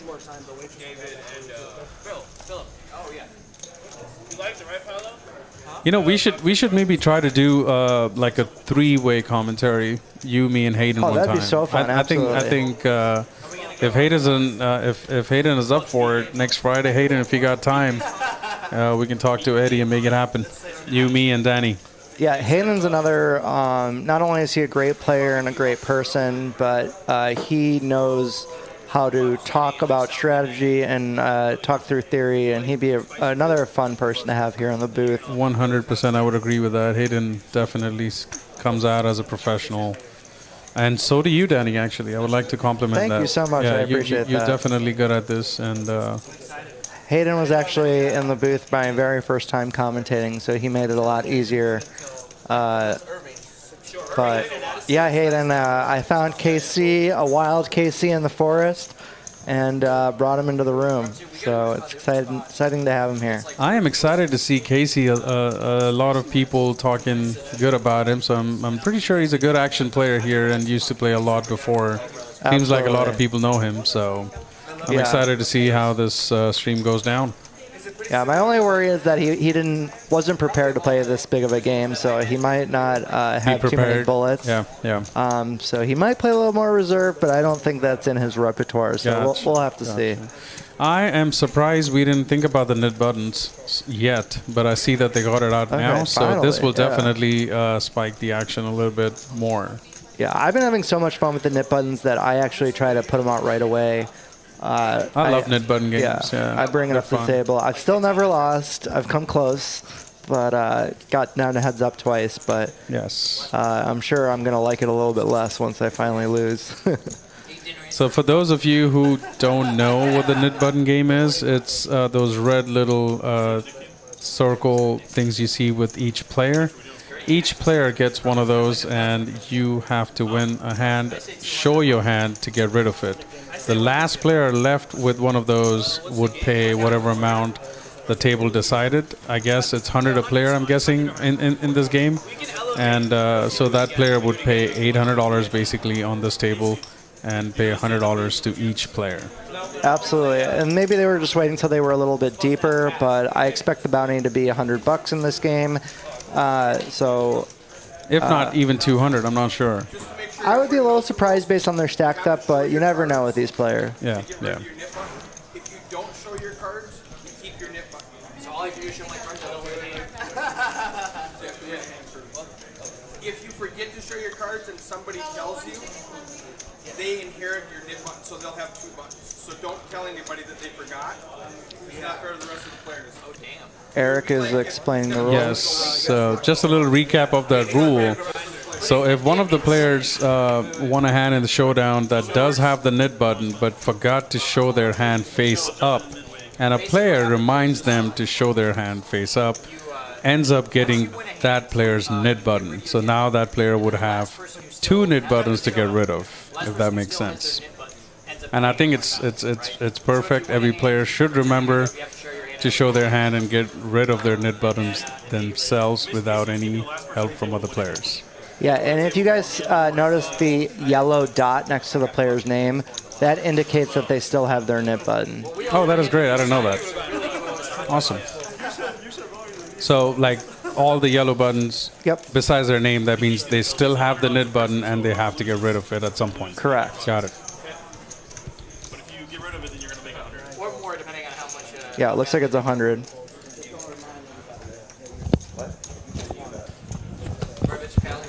I know you did.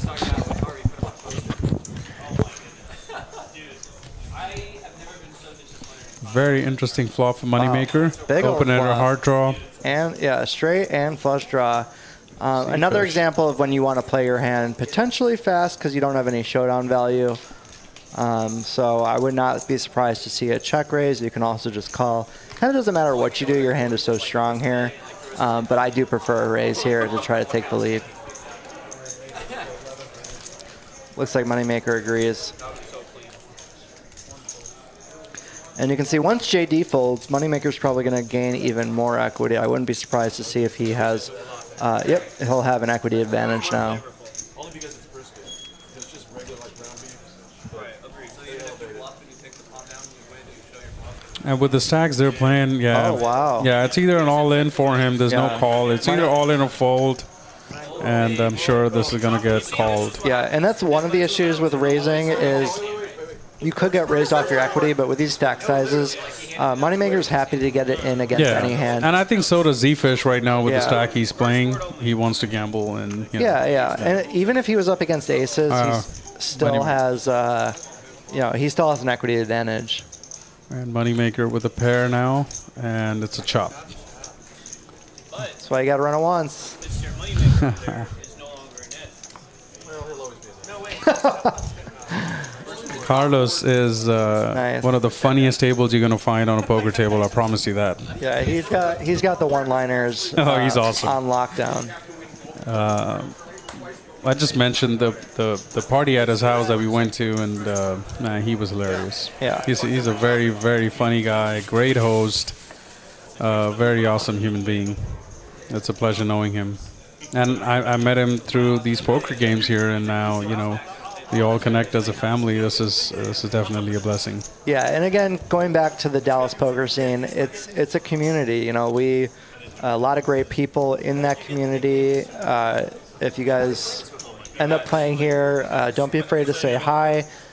We love meeting new players. If anyone is interested in playing on the stream, feel free to talk to Eddie or Eric, and they can try to get you in.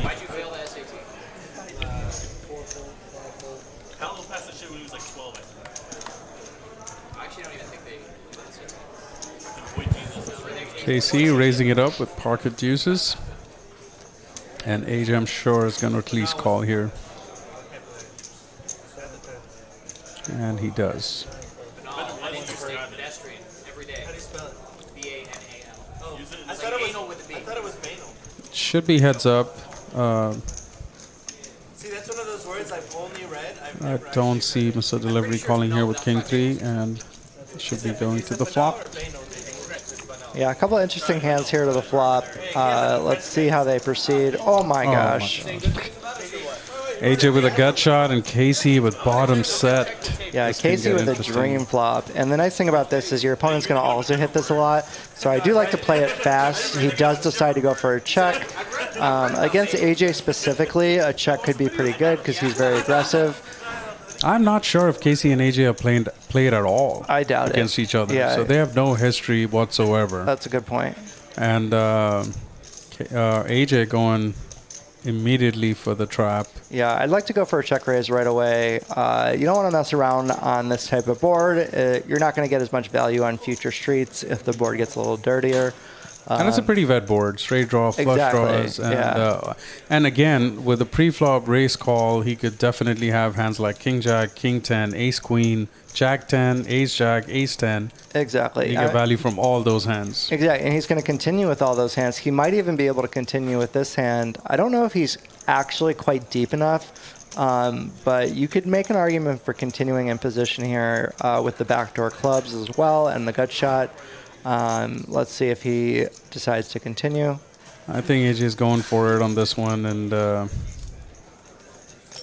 my God. That's not going to work. So this is, I guess, it's going to be an all-in, and unfortunate for AJ. He can see it on his face already. He just ran right into it. He may have to call. Yeah. He's getting a really good price. If he had Jack 10 here and he did that, would made a little more sense, I would think. With Jack 9, I don't know, it's a stretch. Especially when you have no info on a new player. He just, started playing, and I don't know if I would have done that with Jack 9. Maybe Jack 10. Yeah. I probably would have thought about it. But now he's just stuck to 4 outs. If he does end up making the call and some backdoor flush draw. So it's going to be a really hard position. I don't know how much he raised and how much more is it to call. Yeah, you definitely want to take into consideration your opponent's stack before making your raise size. That is correct. You never want to be in a position where you're forced to call the bet. And like he does now. So now he's just hoping for backdoor and a gut shot 10. Yeah, they are running it twice. Drawing dead on the first one. Yeah, that's going Casey's way. Oh, now my he spikes the 10. Oh my God. What a run out. Oh my God. He had it and then lost it on the river AJ to the thought pair. he had it. AJ's having a tough night, but yeah, love to see that though. Casey comes into the game, doubles up right away. He could be dangerous. He might win all the chips on the table tonight. He loves to get it in there. life is good for Casey. Oh yeah. Double up within what, 15 minutes? Oh yeah. Yeah. Yeah, dream spot there. I do like just getting it in right there on the flop against the raise. Like we were talking about, AJ's going to have so many strong hands there that will call. That's why bottom sets are so good. They unblock hands like top pair, and he had no hearts in his hand. He didn't have any interaction with hearts, tens, jacks, anything like that. Yeah, nice check by Casey on the flop. Yep. To get his opponent trapped. Yeah, you occasionally want to mix in some check raises to protect your own checking range. Some players play too straightforward where they always bet their value and always check with the weaker part of their range. But you want to be able to have some strong hands mixed in there as well so your opponents can't just bet recklessly against all your checks. The raise from AJ after the 3-bet is he's pretty much committed. Yeah. And I'm not sure if I like that.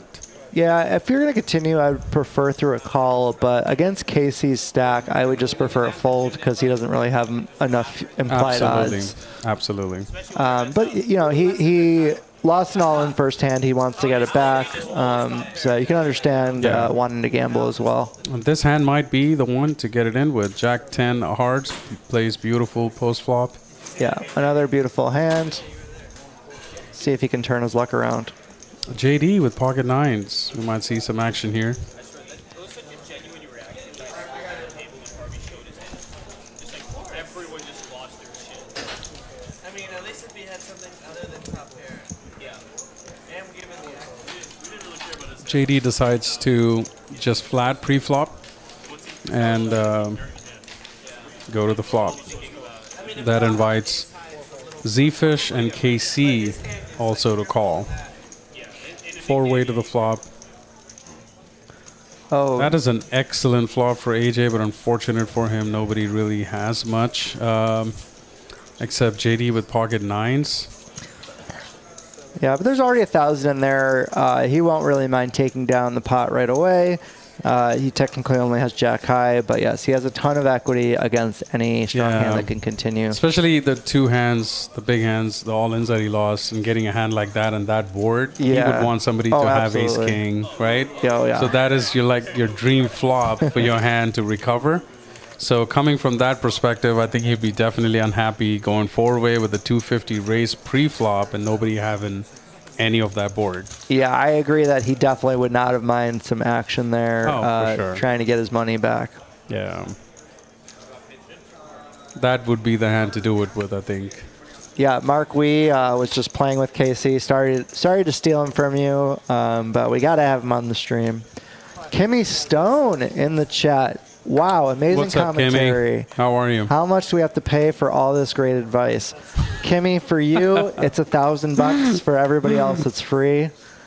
I am privileged to be here with Danny and learning all this firsthand. I will also accept cups of coffee and Mexican food from Sugar. So any of those payment methods would work, but I do prefer $1,000 cash. Thanks for joining us here, Kim. Mark Wee, nobody's too good for you, buddy. Come on now.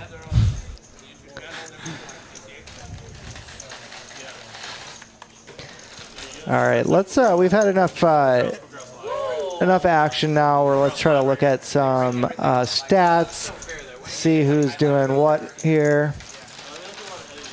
Pull up the cumulative winnings. Paolo, as usual. Yeah, Paolo Doing is his thing. straight crusher, always on he's- top. I've never seen the guy lose, like ever. Not sure how he does it, but he's just so good at this game. He's amazing. Yeah, one of the nice things about Paolo, I always talk about mentality. He's somebody who is a very relaxed individual. Nothing really rattles him, and I think that's a very important quality to being a successful poker player. I think that is one of the most important qualities Absolutely. to have. Yeah. I like to think that that's one of my stronger characteristics too. I always say I don't have the best A game, but I like to stay in it the longest. Nothing really gets me rattled, although I am human, so occasionally I do. Yeah, absolutely. I do. I think I do. I get on tilt and it just takes me off my game. We're all human. I think a lot of that comes with experience. So when you don't play as often, it's a little easier to get rattled by hands going poorly if you're only playing once or twice a week. So it definitely helps when you're playing every day and just trying to treat it as one long session instead of worrying about whether you're up or down in that session you're playing. Yeah. Hey, Jesus, I think Eddie already answered your question. We will be streaming 5 days a week. Yep, come join us tomorrow. Both OFC and myself will be in the table for some 5-5-10 Sinister Saturday. Get some big pots in there as well. And somebody, I'm sure, is going to say, let's straddle for one round, and then it just goes on all night. So it's going to be 5-5-10-25. Yeah, I think both of us here are going to kind of force the issue with that. Yeah, and Rosie, thanks for reminding us. Thank you. Everybody hit that like button. We appreciate you joining us. We're almost at the halfway point here. Thank you for joining us here, 5-10 quarter. There's some interesting hands here going on. Some ace-jack suited, king-jack, ace-queen suited for Paula, Moneymaker with ace-9 of spades. I'm sure he's coming along. And we're going 6-way to the flop. This can get interesting. And I see a club draw and gut shot maybe for AJ. And top pair for Moneymaker. So 3 players have something there. Yeah, interesting flop. I would expect most people to miss this hand, so I don't mind aggression here. Casey coming out firing with 425 with just king high. Yeah, he's feeling himself after that set. Yeah, I think so. And Moneymaker calls, top pair. Kim, are you playing tomorrow? Zefish, interesting. Just a call with 2 overs and the nut flush draw. And immediately nut flush for Zefish. Yeah, and Casey might think that this is a card he can continue bluffing with, having the king of clubs, but I do like giving up here. So multi-way, you have to expect some very strong hands out there. Absolutely. Went check, check, check. And Zefish now has to bet something for value. I'd like to see maybe 1100. Yeah, very nice pot control there by Moneymaker. I do expect him to be able to get away from this. I think you bet 1250. Pretty close to that. I love that bet. Yeah, very tough spot here for Moneymaker, but does make the good fold. Good fold. Good fold. You just have to expect so many combo draws, 6 ways, that all kind of would have gotten there. Yes, sir. It's funny, he actually suggested me to download this app. The Poker Bankroll app is... How much is he paying you for that? Nothing. Oh my God. And I did download the app and I'm keeping track. Okay, very nice. In it, and it kind of opened my eyes up a little bit as to how much I was losing and how much am I winning. Yeah. And it's a really awesome app. It's called what? Poker Tracker? Poker Tracker? No, that's I don't. Poker Tracker is an online app, so I don't know what. I will get that name. It's right there. Poker Bankroll Tracker. So it's Poker Bankroll Tracker. Sorry, I couldn't find that name. But Poker Bankroll Tracker. Yeah, you guys should definitely download it and check it out. It's a beautiful app. Yeah, for everyone who likes to play poker, whether you're a winning or a losing player, whether you play for fun or professionally, I always recommend keeping track of your results. Helps you kind of see how you're progressing. A lot of people are afraid to do it because they don't want to see the losses. But there's nothing wrong with it. Most people lose. It helps you kind of motivate you to get better as well. The hand Mr. Delivery was waiting for all night. Yeah, pocket aces. Finally gets it aces and Only gets Safeen to call with pocket fives going to the flop. These two players haven't been active, and it'll be interesting to see how they play. Safeen with the flush draw, I guess, with hearts, and Mr. Delivery with top set.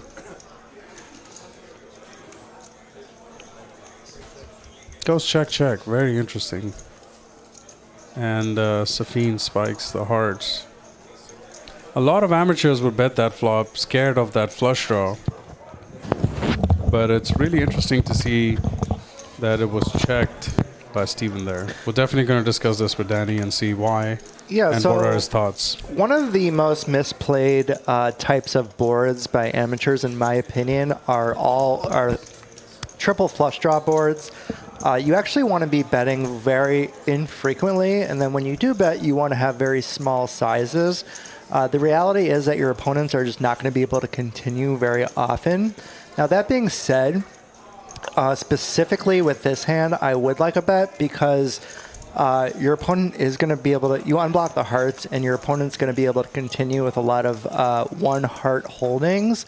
So I would like a very small bet, but a check works as well. In reality, if you get too much money into the pot, you're just way behind. Now it's been checked twice into him. Yeah, now and you have top set. This is a difficult situation. This is a tough spot. You can't check it. You can't bet it, right? You're right, stuck in the middle. Yeah, and now I actually would not know what to do. He thinks he can maybe get a little bit of value. Yeah, it's pretty unfortunate. But yeah, I don't know how I feel about that bet. I don't know if you're getting called or if you're getting anything better to fold. Exactly. That's a super slim bet. Yeah, like if they're calling with the 3, 4, 5 hearts, then... Yeah. I don't like... I mean, the only person that's going to call you there pretty much would be bottom sets. And that's the thing. So you have to think when you're going to make that bet, are there strong hands in his value range that are worse than mine that can still call? And technically there are, but there's just so many single heart holdings combinations that outnumber that by so much. Absolutely. But that's a very interesting spot. Steven is a very strong player. I'd love to hear his thought process on it as well. Yeah. But nice hand, Safeen.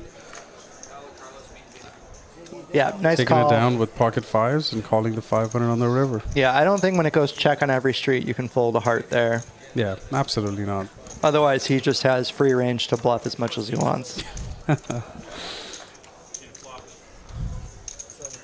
JD raising it with queen 10 off, getting called by Zefish with 9-8. Paula again with the premium pocket jacks. This is the second one for the night, I believe.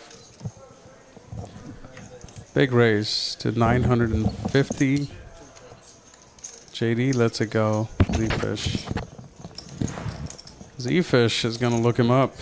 9-8 of diamonds. He's been pretty dead tonight with his hands. He's a very good action player and has been pretty quiet today. So this is a nice mix-up. Yep, let's see if he can turn it around here. Nice hand to crack a big overpair. That might be a very good flop for Zefish to get his flush draw through. Yeah, he might Got be able to two take overs, this down. called a big raise pre-flop. And on this bet, if he can somehow get a big raise through, it should work. Yeah, I think Paolo can range bet on this type of board because he will have more of the stronger hands. But I don't think he's going to feel very comfortable once he gets called here. Yeah, I can see that. And the diamond right away. So Zefish with his flush on the turn. Paula still has the jack of diamonds. Yeah, I think he can be more And, comfortable betting with the jack of diamonds because your opponent's going to have less flush draws, one. Plus, you will be able to barrel more when, because you have the jack of diamonds, you have other ways to win as well. Interesting.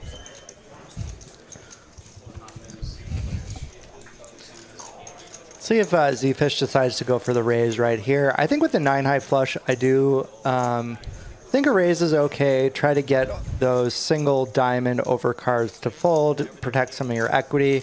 Paolo's going to have a lot of ace-x hands with a diamond that are not going to fold. He could really have the ace-king with ace of diamonds, Exactly. or king of diamond hand, and he wants value right now. Yeah, so I think Paolo has a lot of hands, like you're saying, that could continue. So I do like a raise here with his stack size, and he does go all in. And this should get it through. Yeah, it looks like Paolo's going to I don't see fold Paula here. calling there with jacks with a jack of diamond. Yeah, I think that was really well played by both players.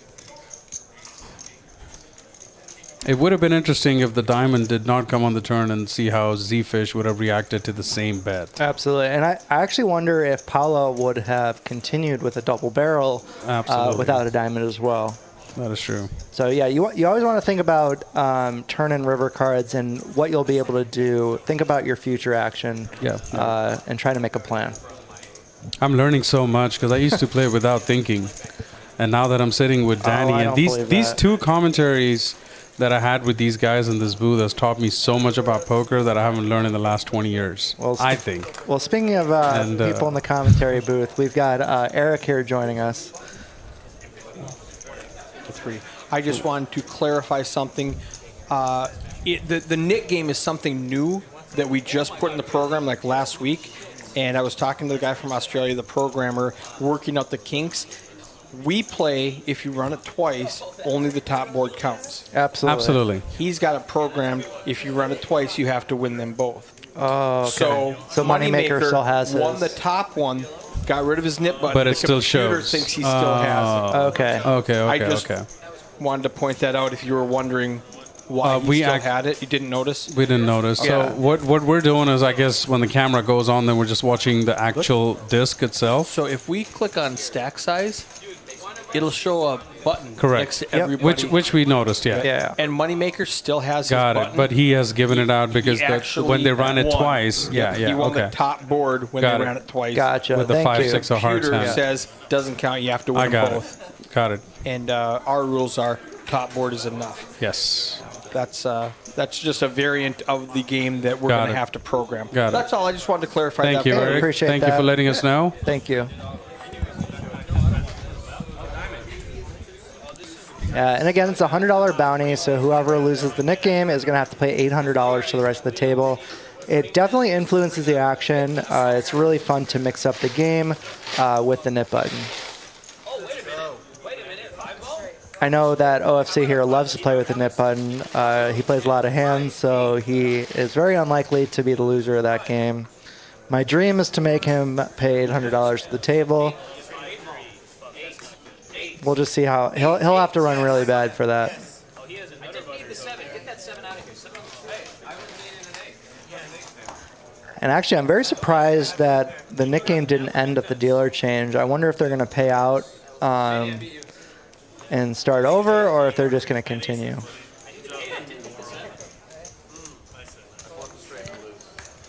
Looks like KC is the winner of the game. He is running hot in his Poker House debut here in Dallas.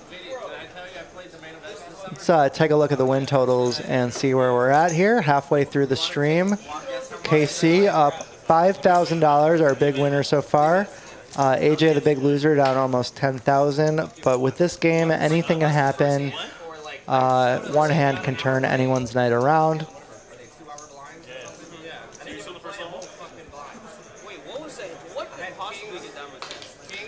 Yeah, don't be fooled. OFC says he never used to think about the game, but he's got a method to his madness. It might be madness, but there is a method.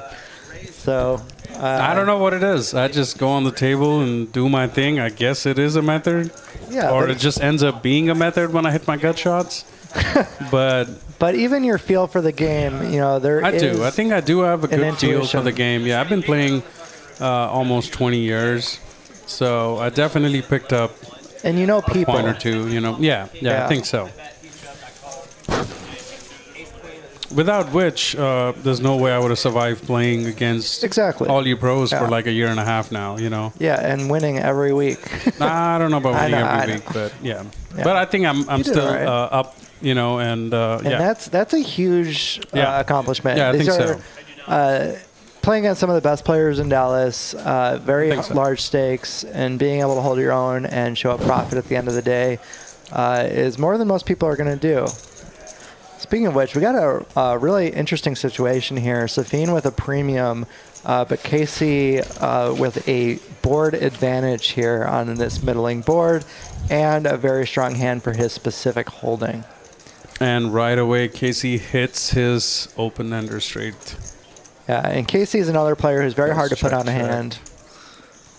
I expect him to go for a little bit of value. And the 5 is actually a good card for Safeen. Now he beats all of Casey's 2-pair holdings. So I do expect him to either make a small bet for value as a block to try to set his own price, or go for a check call. He does go for a little bit larger of a size, which Casey cannot raise against. For value, I don't mind that either. Well played by both players. So Safeen bet and Casey just flatted it? Yeah, Okay, but he made got an over half pot size Got bet, it, so got it. it's a little dangerous Makes sense. there to Yeah, raise. Yeah, absolutely. Nice it's- hand there, Casey. Running good.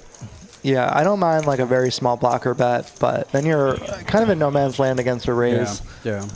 This was actually the best hand Safeen picked up all night. Pocket queens. Yeah, and when you Unlucky, lose, ran it, into 5, 6, 7 board, and yeah, and exactly when you lose with those big premiums, when you're already running card debt, it can be very frustrating. Let's see if Safeen can kind of stay on his game and continue playing well as he has so far. yeah, absolutely. Eddie, I was really close to losing that nit. Eddie, we'll get him. Last, I don't know when, but I was really close. I was down to like the bottom 3 or 4, I think. Yeah, no, you've been in the bottom 3, I think. I've been in the bottom I think this was twice. bottom 3 I was, and I was Yeah. like, because I lost like 2 or 3 hands out of that, like Yeah, pretty that's- big hands, and then I was like, oh my god. That's the thing. If you're running bad, you might play a lot of hands, but if you lose them, you're not going to Yeah. get rid of the nip button. Yeah. And the other thing is some people will lose a lot of money trying to defend that nip button, Mm-hmm. which is why I think it adds such a fun dynamic to the game.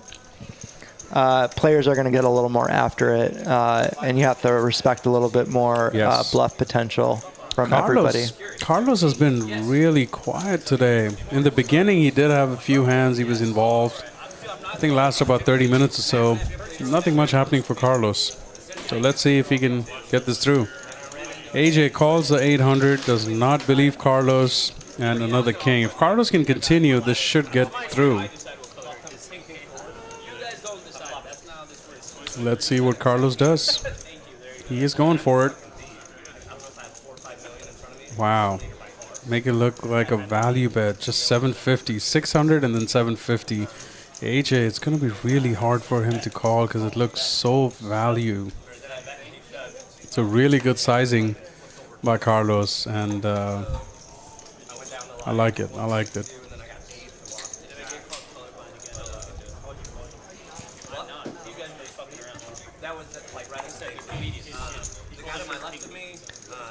Very interesting. Carlos going with the double barrel here. You never would have seen this Yes. a few months ago. And the fun thing is that the king is actually hits him more. It's a good card for him to continue bluffing with. Let's see if he can get this one through or if AJ can sniff it out. I think Carlos is a little more snug, so I would be surprised to see him continue. Very nice play, Carlos. Very well played, Carlos. And he's going to Gets the show bluff it. through. And Does now he have the AJ's nit button? No, he didn't even do it for no, the he did. nit. He did. He got rid of it. Did he? Yeah, I just saw him get rid of it. Okay. So wow, that's you love to see that, honestly. Yeah, great hand, Carlos. This is where it shows you where the nit button makes a difference. Nobody wants to pay for the nit button. One, it's $800. Second, nobody wants to be the nit. Yeah, there's a big ego factor involved too. Absolutely, and that's why people lose 10K trying to get rid of their nit button. yes, they do. They do. I've seen a lot of people lose, 3, 4, 5K easy just to pay the $800 nit button. And yes, it's cheaper to pay the $800, but it's just the fact that you were the nit that actually paid it that people don't want to get. And that was a prime example right there. Carlos been sitting quiet for about 30 to 45 minutes and just pulls an insane value bluff. Nice hand. Yeah, the nice thing about that turn card is it hits your pre-flop raising range more, and your opponent's not going to have very many King X hands after calling the flop. If he's going to float you light, he's going to have more Ace X hands and pocket pairs. So the king is just going to be very hard for your opponent to continue with. So I really, really like that bet there, playing his range and not his specific hand. Paolo checked the flop to induce a bluff for Mr. Delivery. Yep. Paolo's got one of those work. hands that's not quite strong enough to go for value, but makes a really great bluff catcher. So I like to pot control these early and then try to get value later by underrepresenting your hand and incentivizing your opponent to bluff. Yes, whatever he said.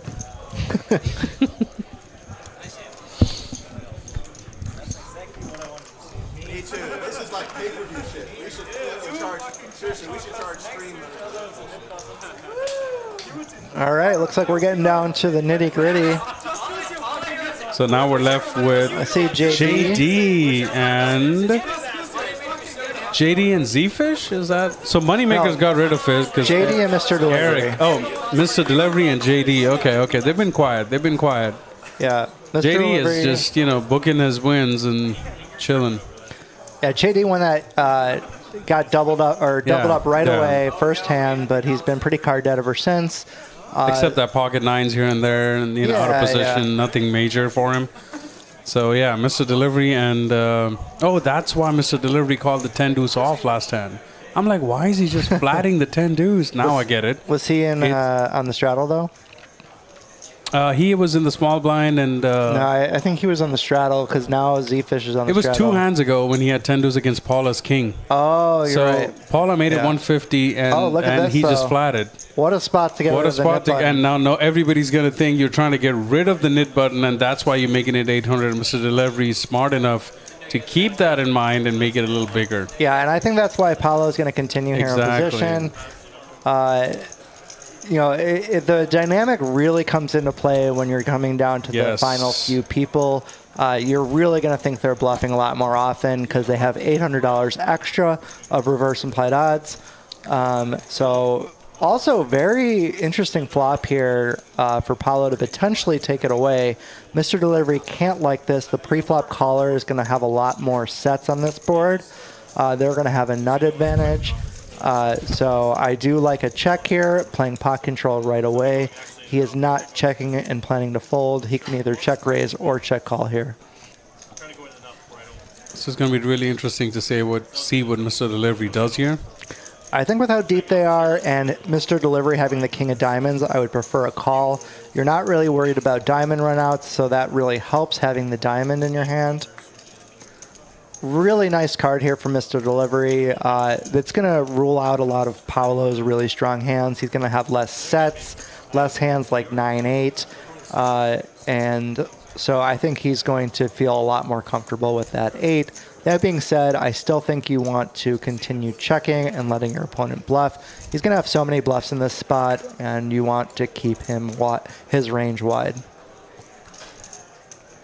I think this is another mistake a lot of players make, is with their really strong hands like aces and kings, they just assume they're always going to see bet on boards like this. But you really have to take into consideration who your opponent is and what kind of hands they're going to bluff with on this type of flop. And there's just so many bluffs that you want to let your opponent make that mistake. I'm not sure if I play like this.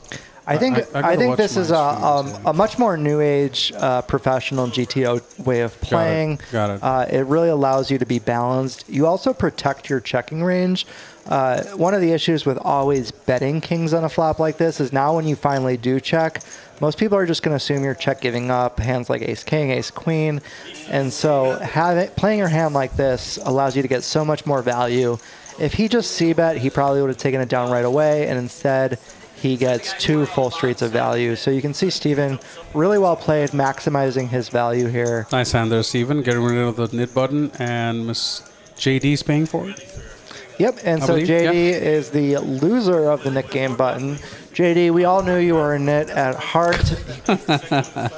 Just having some premiums to go with. Yep, we know the truth, JD. It's okay, JD. Call station nit, $800 to the table. Good game, everybody. Now, the chip stacks are not going to change correctly for the nit game because they assume Moneymaker is still has it as well, even though Moneymaker did get rid of it. So it should reset. I don't know if they're going to play it again or they're going to wait for the dealer change. We'll find out soon. And Eddie, I do think it depends on what overpair you have. I think with kings and aces specifically, with the diamond in your hand, you're not as afraid of runouts, so you can check more often. With a hand like tens or jacks, you have more reason to bet to get hands like ace king to fold to protect your equity.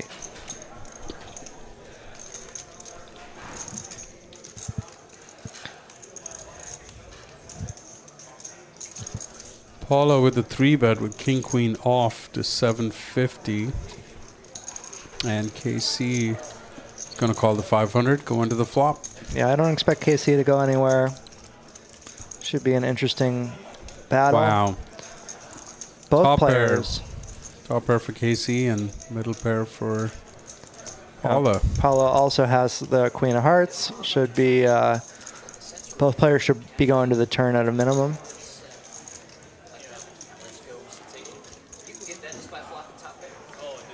Oh, Paolo binks the queen on the turn. Definitely going to continue here. Try to get value from ace-x holdings. Hands like 10 jack, hands like hearts. I like a large sizing here. There's going to be a lot of very strong hands that your opponent's going to have. Paolo agrees, goes to 2/3 sizing.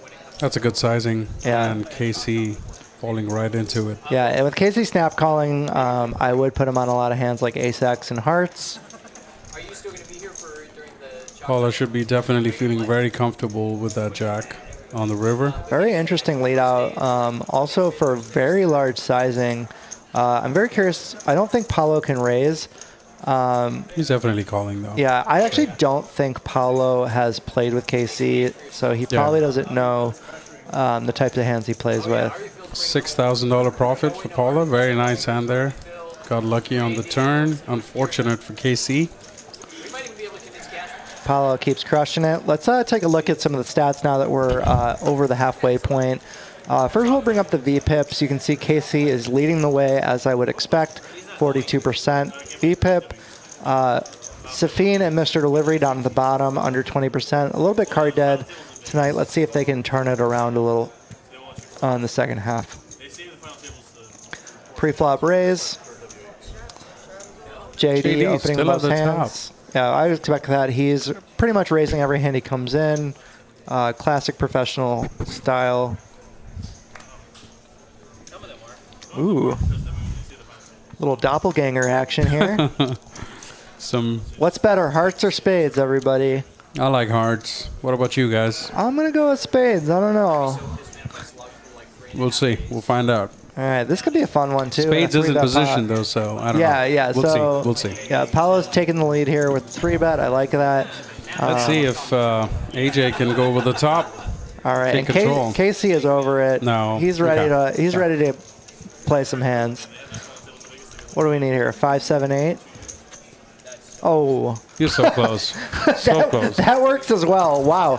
Open-ended straight flush draw for Paolo. Open-ender for AJ and trip sixes for Casey. This can get This is going to be ugly. Everybody This is going to be the biggest flop. Yeah, Casey is going to be putting in some money and here. AJ is waiting for a hand. So, oh my God. Well, I am very curious. I AJ hope might Casey come in is just for a riding raise. here, just setting the trap. Yeah, and with AJ being stuck, I wouldn't be surprised if he just raises it right now. Oh my gosh. my God, he lets what it a go. fold. What a fold there, man. AJ, good fold. Really good fold. Yeah, very good fold Very here. good fold. Paired board. He doesn't have any backdoor flush opportunities. Some of his outs are tainted with spades, so he just does get out of the way. That is an amazing fold, and it's KC who's got to think what to do with his trips and a gut shot. He picked up additional equity on the turn.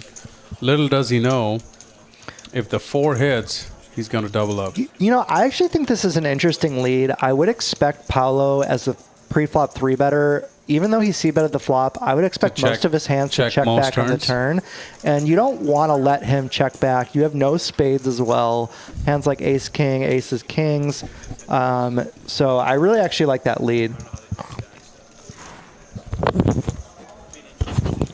I'm very curious to see if Paolo decides to raise or just call. Given the stack size, I think flat. Yeah, I like in goes. position, just calling here. Trying to take your equity. You can always just fold on the 4 of river. spades will be super sick. Oh my gosh. Let's do it. 4 spades, one time, chat. 4 of spades. Now, instead, KC make quads. I would like to see a check because he's this not getting paid. I mean, he doesn't have much left, so I don't mind that either.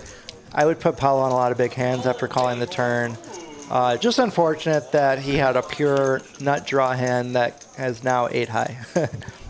I would like to think on the turn when he bet 1400, if Paula actually had an overpair, he would have raised and put him all in, because given his stack, the fact that he just flatted should probably put him on a draw. And when a quads hit, there's nothing that Paula could have actually had. Yeah. That's why I would prefer to check. Gotcha. That's makes what I sense think. as well. You know?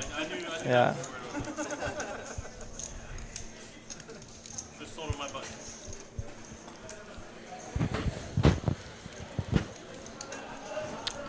That was definitely an interesting flop. AJ got out of it. Good for him. Yeah, very impressed by AJ's fold there. That was a great fold. You gotta be careful when you flop draws that can make strong second best hands. You gotta think about your reverse implied odds. How much could you potentially lose if you hit your hand and are second best? I need to start thinking on those lines. No, it's okay. You can keep playing the way you do.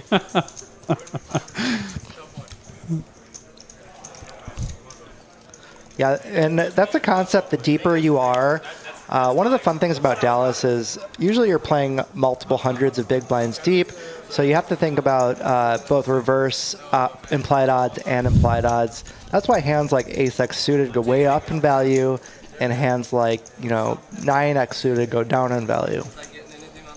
And JD with middle pair and a backdoor. Yep, both players with a little bit of something here. Safeen with top pair. Just a check call.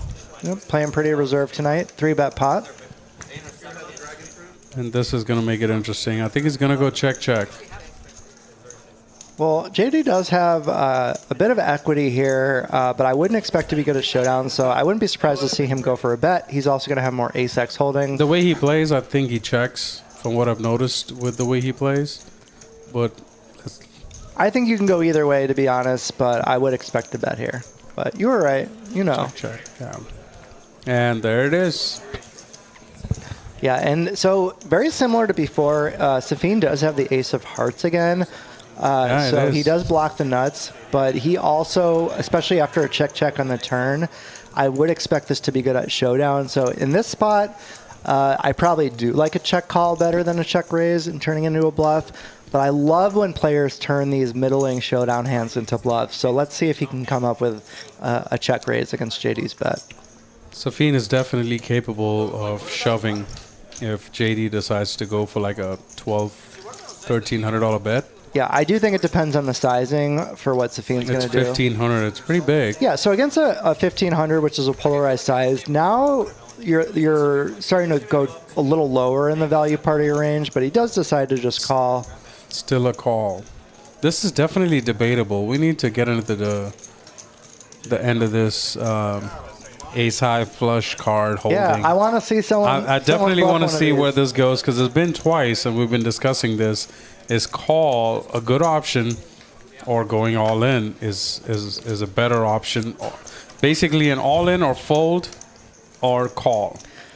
Those are your two options. Call. So all in or fold is your one option, and call is your second option. Chat, what do you guys think? What would you do in that spot? I think it's very interesting, and it reminds me of one of my favorite poker stories.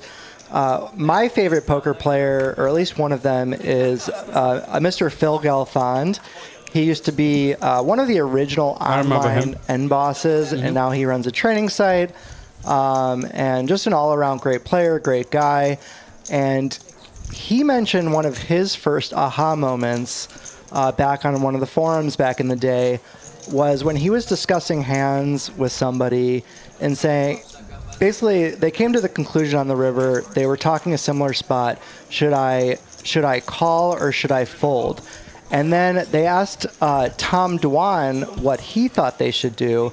And Tom Dwan comes in and says, I would jam all in. And it was a very similar spot. And it didn't even cross their minds that, it was something like ace-jack calling that on an ace-high board.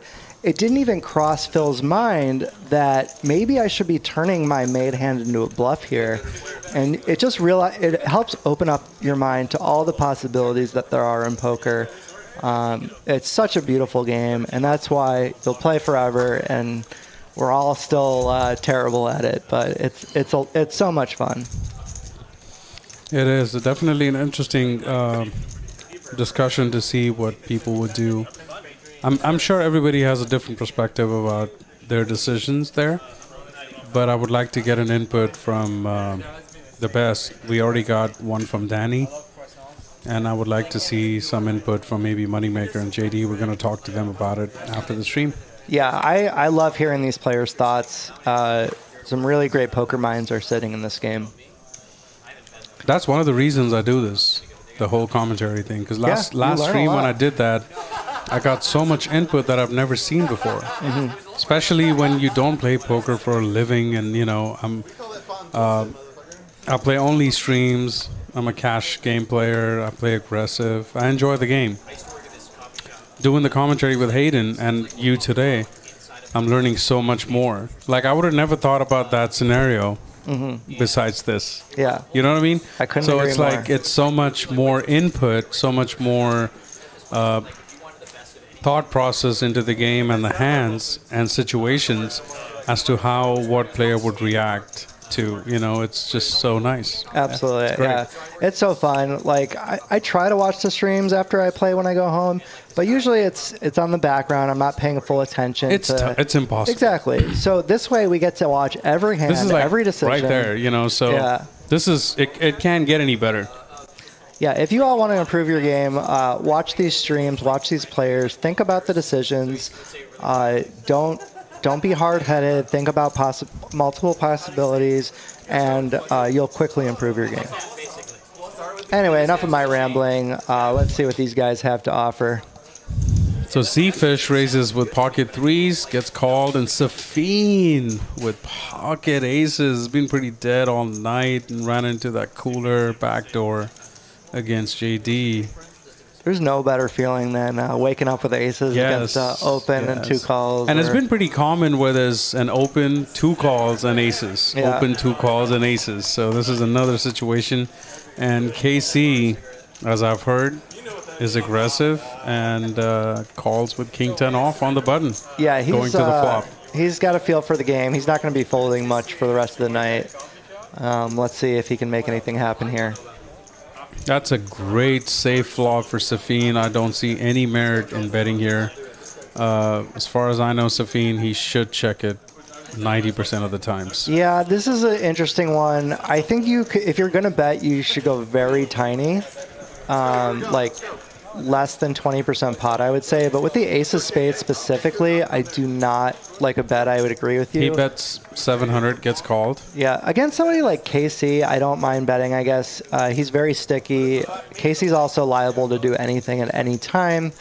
Although I don't know if Safeen has ever played with KC. So KC has been out of the game for a little while. Yeah, very scary card in the turn, too. That is. See if KC decides to turn his hand to a bluff here.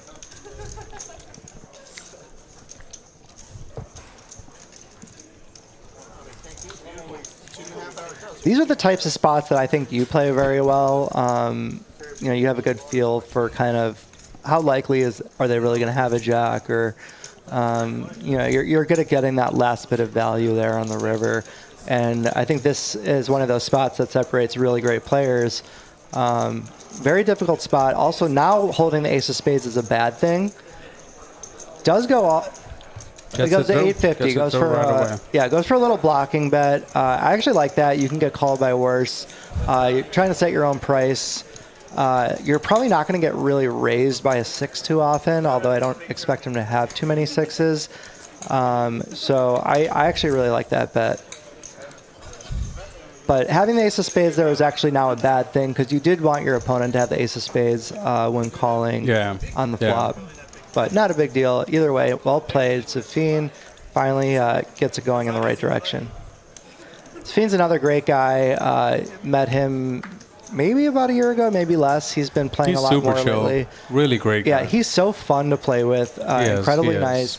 He's also a tough player. You know, he does have a job, but he plays like a professional. Very aggressive, very intelligent, and really, really great to have at the table. JD waking up with kings again. Second time of the night. Makes it 750. I just have a feeling KC is gonna continue. I think you're probably right. KC seems to be like my kind of style, I think. I don't know. Is he? I think more so he's more liable to just kind of do anything at any given time. Okay. Mine is more controlled. I do feel like you have more of a different method to your madness. I also have a lot more experience with you. Yeah, true. So I think it just kind of depends on KC's mood. KC did continue. Yeah, absolutely. Yeah. I mean, it's a suited connector. Yeah, I just had a feeling. But if he tries to make a move here, I promise it won't work. Does decide to decide intelligently to fold against JD, and JD picking up a nice pot. Stays disciplined. I do think he's more likely to play like you in the terms that if he's feeling himself doing well, he'll play go with the flow kind of guy. Exactly. So there's definitely something along that line. Yeah.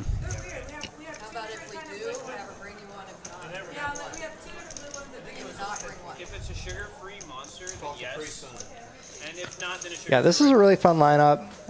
A kind of a mixture of all types of players. There's tight aggressive pros. There's loose aggressive pros. And then there's just very solid part-time players and businessmen and people that have just been playing the game for a really long time. So it's really fun to have a nice mix of those types of players. It is, and that's the beauty of these games where you have these mixed players, and not everybody is a professional poker player on this table. Like Carlos, I know he's an attorney. Safeen has a job that he does and plays poker for fun. So does JD. Yeah, I believe, JD's right? an engineer, so he works. Yeah, JD works and just plays this, But you wouldn't know it by playing with him. Yeah, absolutely. JD comes out as a professional. Yeah, so, he's got a lot more hours than a lot of professionals I know. And he's definitely somebody who's worked on his game to become one of the best players in the local Dallas area. Absolutely. AJ is, I think they dealer. have a huge car lot. Yeah. Right? and Texas Sam. Cars, I believe it's called. I'm not 100% sure of the name. I just know him and his brother run the business together. Yes, they have a huge car lot not too far from here, and so they're businessmen and just play poker for fun. So it's a good mix, like Danny said. Absolutely. And these people that do play poker for fun, there's a reason they're sitting here. They've done very well in life. For sure. They're very intelligent people. So it's not like they're not trying to get better and win and can win. These people, they know what they're doing, and it's fun watching them improve over the months. This is the question I always had, right? So say like professional players, like say yourself, Paula. Oh my gosh, hold on. Let's see here. We got Big hand a crazy developing? flop. Oh, wow. Look at this. Holy. Single raise pot. Flops a flush. Flops the nut flush draw and an open ender. Wow. This is... I don't see how the spot is not going to blow up. Let's see how they decide to play it here. Oh, my God. Oh, okay.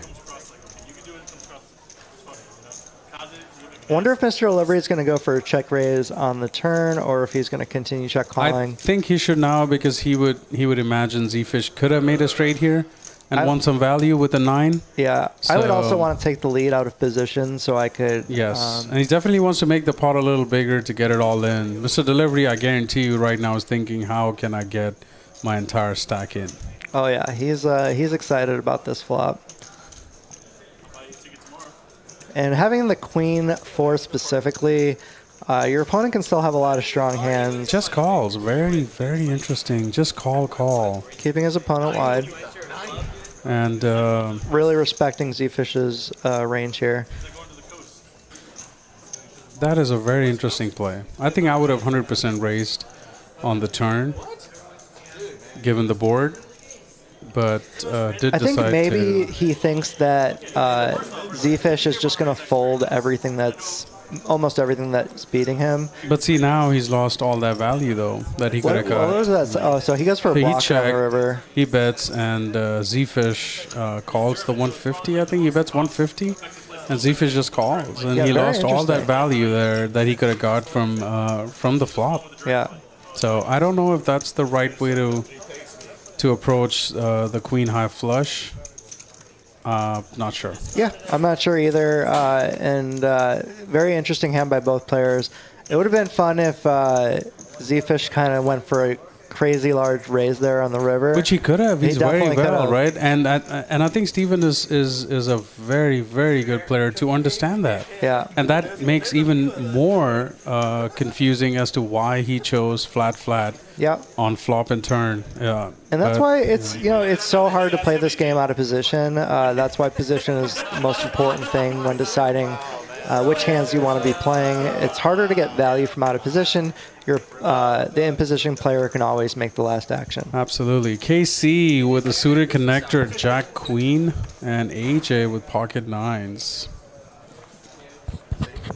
Paula raising it up with ace 3 of clubs to 1100. I love that bet. And Mr. Delivery with ace king. Yeah, this one can get There's pretty definitely large. going to be some action here, I Yeah. guarantee you guys. I wonder if KC is going to go with it anyway, even if Mr. Delivery puts in a 4-bet. I don't think he can continue with a 3-bet from Paula and a 4-bet from Mr. Delivery if there's one, and there is. Yeah, but It's a really, really tough situation, right? I agree. I would fold for sure, but let's I see think how I he's would feeling. too, but I had a feeling. KC is built different. Yeah, which I had a see. feeling he was gonna So like yes, this hand. he does go all in over the top, and I'm guessing it's going to be between Mr. Delivery and KC. Oh, yeah. Heads up, all in. Yep, so we're going to have an all-in here just in a second. Mr. Delivery is going to call. Wrong time, Paolo. Wrong time. Yeah. I like his 3-bet, though, with ace-3 suited. Very good hand to put in your 3-bet bluffing range. And you can see it's 60-40 here, running it twice. Running it twice.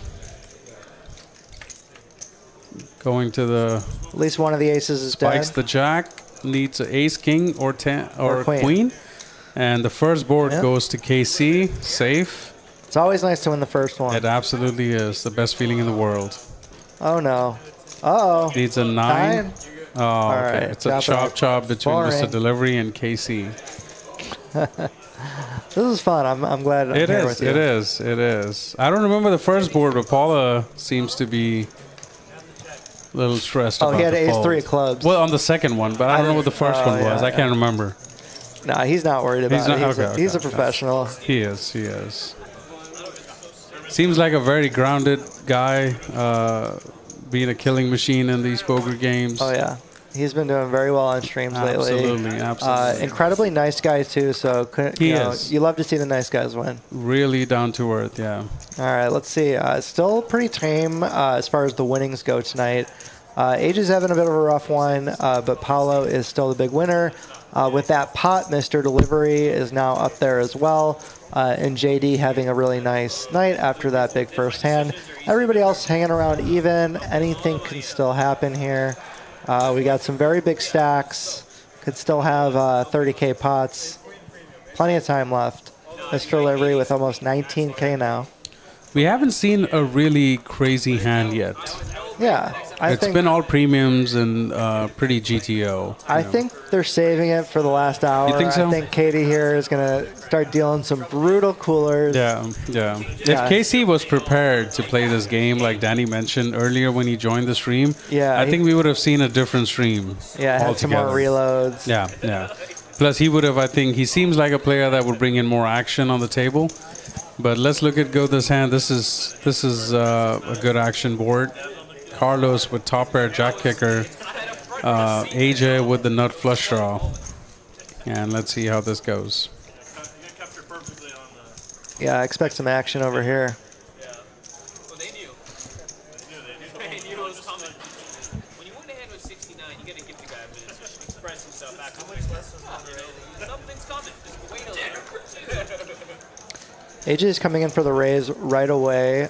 This is going to put Carlos in a tough spot. He's going to have to be prepared to call multiple streets. I do think he has to continue, at least for now. Doesn't have any clubs either. Opponent can have a lot of hands like that. And I also really like AJ's raise there with this specific hand. You can always hit an ace or a club. And now he picked up additional equity by a gut shot. Yep, so and now in his backdoor straight draws as well. Definitely going to continue. Yeah, and Carlos is not going to be happy here. Let's see if he continues. I think this is a pretty difficult spot. I'd love to see Carlos find a call. I think he will. Especially against AJ, who he knows is very aggressive. Carlos does not like to fold top pairs. I think it just depends. He's shaking his head. He's not feeling great about the spot. Got to be careful shaking your head before making your decision. Wow. He does let it go, and AJ makes it happen. Maybe Carlos was thinking it's okay. He's not that deep invested into the board, into that hand, and he can get away easily right now. If he does call the $1,300 bet, and then he'll have to face another bet on the river, and there's many cards that can go against him. Yeah, and that's the issue. I don't mind that fold. That's why it's such a tough spot, because they're leveraging the big bet on the river. And so you got to think about, okay, if the river comes XYZ, am I going to be able to call a jam? Am I going to be able to call a large bet? And that's what I mean when I say planning ahead on future streets. That being said, I do feel like Carlos had a good feel for where he was at in that against specifically AJ. I'd love to see Carlos go with his gut, go with his reads, and really make those call downs against players like that in that spot. But I definitely, that being said, I agree with you. I don't mind the fold. It is a very tough spot. I think it was 50-50. Yeah. Could have gone either way. Yeah, he knew that. Yeah. Because your kicker is just a jack. It's not. Yeah, you have a pure bluff catcher. Yeah, I mean, you could be running into 2 pairs, bigger kickers. Yep. You know. Yeah, absolutely.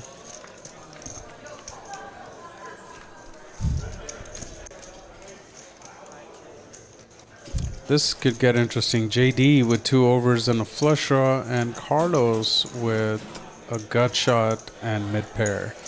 And Casey also, with a gut shot. These are fun hands to bluff with as well. When you bink them, your opponents make so many strong second best hands. They're some of the best hands to check raise. But on this specific board dynamic, it's not going to work as often because of how connected the board is. Absolutely. So it's a little more dangerous, but let's see going what 3-way comes to on the turn. 6 of spades would be really interesting. Or actually a 9 would be really interesting. 9 of spades. 9 of spades would be really interesting. We're going to have to call for some death blows here because Katie's being too nice to these guys. Yeah. Carlos still in the lead, goes check, check, check. Comes a queen, and Carlos still ahead. JD, I'm thinking JD has to bet here. He knows this king high is no good. And the queen could give him... No, he decides not to. Yeah, you could tell and he was Carlos, thinking about it. He had to, right? Because there was nothing else that could get him to win there. Yeah. And Carlos is going to be super excited to win with the 7. Like imagine JD with a queen high flush draw hit queen. He bets, right? Exactly. So similar situation. It goes check, check to him. It could easily have a queen high flush draw and bet. But nice hand for Carlos. Gets it through. Yeah, I wonder if he's heads up, if he's more likely to make the bluff there. Trying to get through both Casey and Carlos. Queen was definitely a good card for JD to bluff. You know. I think he was thinking through it, and he couldn't pull the trigger there. Yeah. That's why he lost the Nick game button. Gotcha, JD. JD, we told you to pay us to talk good about you. Yeah. You didn't, so here we go. I'm only going to make fun of JD when he can't fight back because he always outduels me in the verbal arena.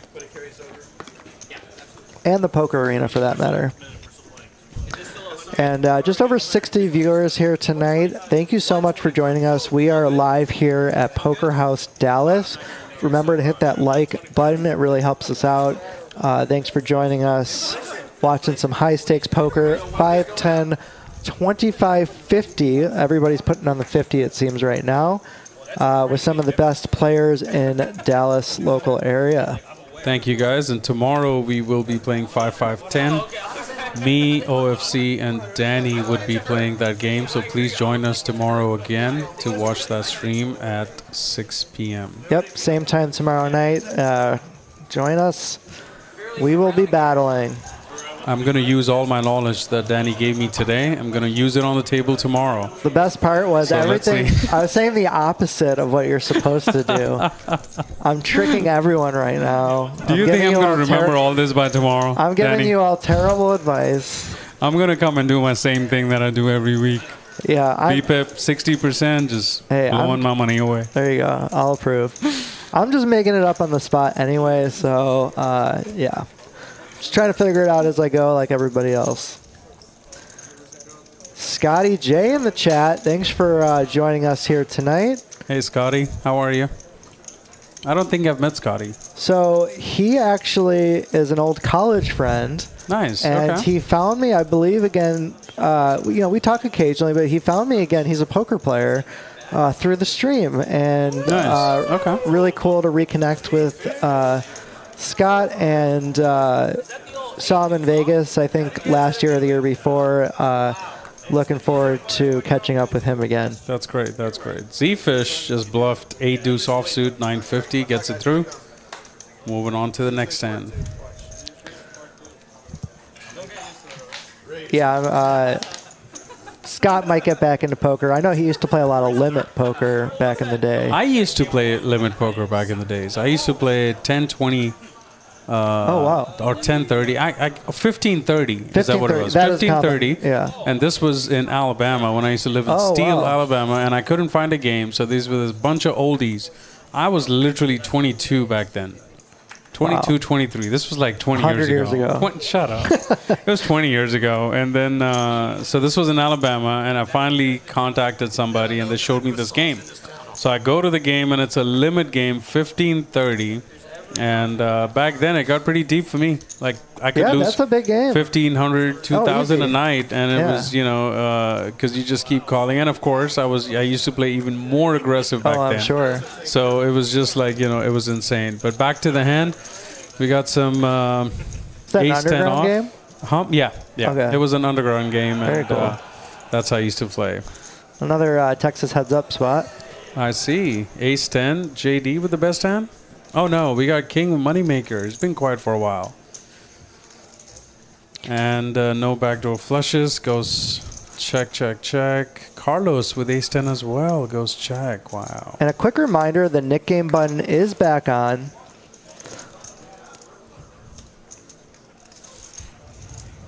King pair with Moneymaker. Checks again. Yeah, so I think multi-way with the King Deuce, you just really have a great bluff catcher off the start. And with such a dynamic board, I don't know if he's going to be able to continue anyway. You could probably go either way with it, but I really don't mind check giving up or check calling. Yeah. Zefish trying to grab the opportunity to bluff. And he gets called by Carlos. Moneymaker right behind him. Yeah, I think this is an impressive continue here. It is, given the fact Zefish bet and Carlos called. Yeah, you can't just think about the absolute strength value of your hand. You have to think about the relative value based on the situation, based on the bets so far. With all these players in and this specific board, the players are going to have a lot of draws that you can beat. And that's why I really like playing this as a check call and a bluff catcher right from the start. Again, this is about protecting your checking range. You don't want to just be playing straightforward with all your hands. And this is part of what people say when they play balanced. And now this is a very, very difficult spot. He's against, he'll be able to beat backdoor spades that missed. I say he calls. 10-9, 8-9, 7-9. But this is why Moneymaker's so good. I say he calls. He's going to sniff it Absolutely. out. He knows he can beat all those bluffs. I had faith in my man right there. Yeah. I know he would. He's a very, very good player. And look, he made the max there. He would have, if he bet, he would have just taken it down. Absolutely. You're right about that. And that's why it's so important. That's why it's so important there to be balanced and protect your checking range. Great play by Moneymaker. Yeah. And he knows his opponents. Exactly. I think if it would have been you rather than Zefish, he probably folds, is my reading, Definitely, that's definitely a possibility. I just think on that board, again, Zefish, there's so many different bluff combos, like you were mentioning. And Moneymaker knows that. He really set the trap there. Right. And it was a pretty brick river for him to continue. Yeah. So, keeping all that in mind, absolutely. Good call.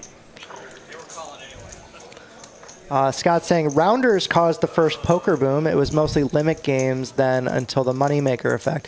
Yeah, so a combination of rounders and then after that, Moneymaker and online poker around 2003.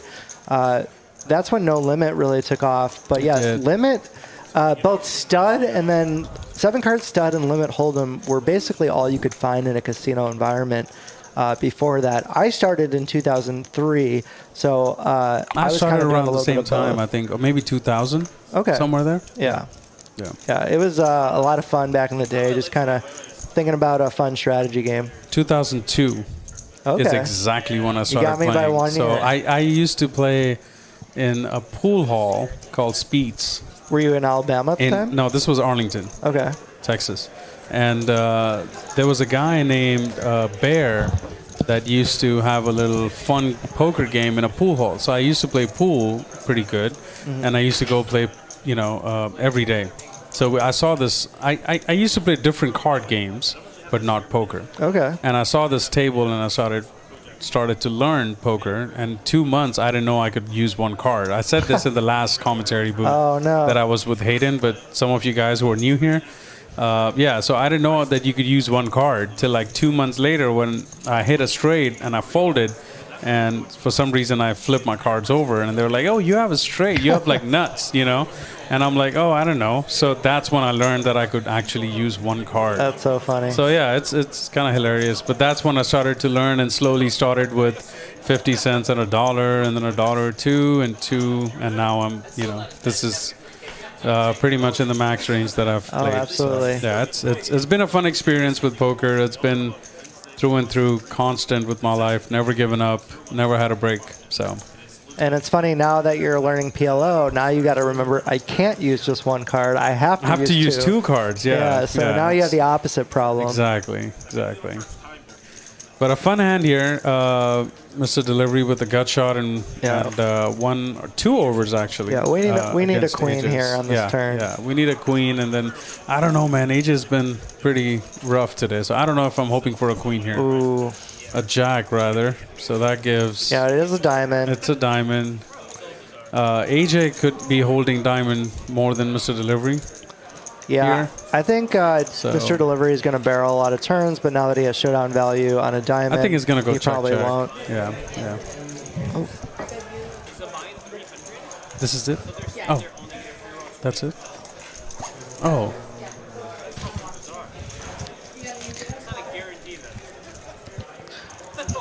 I'll get you after. Thank you. I'm good, thank you. Or one, yeah.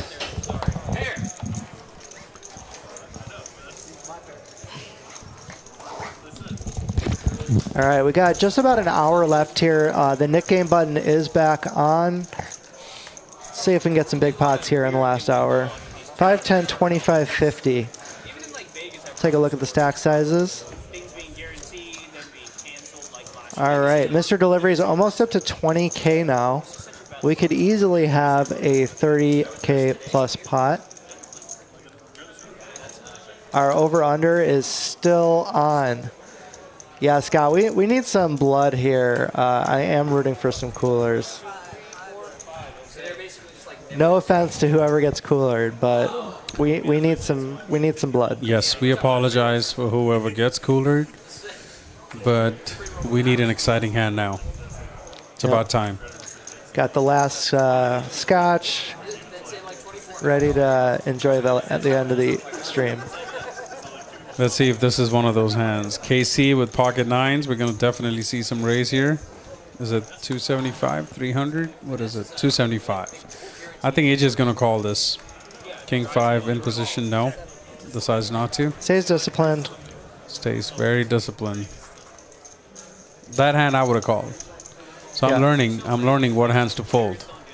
Yeah, just fold all the hands that AJ folds. Yeah, absolutely. And you're golden.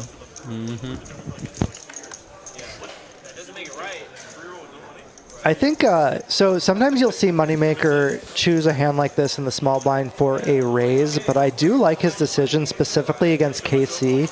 KC is going to overcall, so you're losing a lot of the bluff equity by raising there, and so he's just playing it for its raw equity and trying to make a big hand and stack KC with a larger SPR as opposed to raising and trying to have to bluff it off to earn his money back.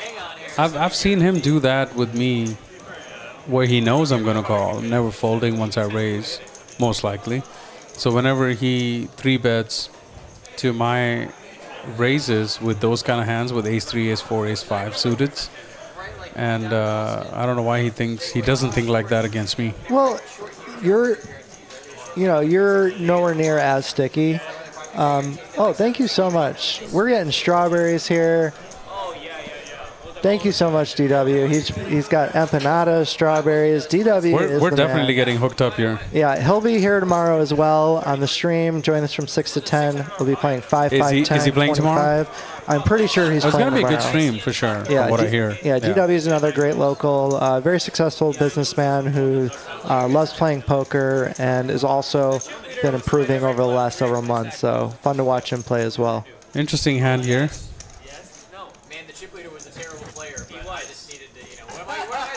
Moneymaker with the best hand. Bottom pair. This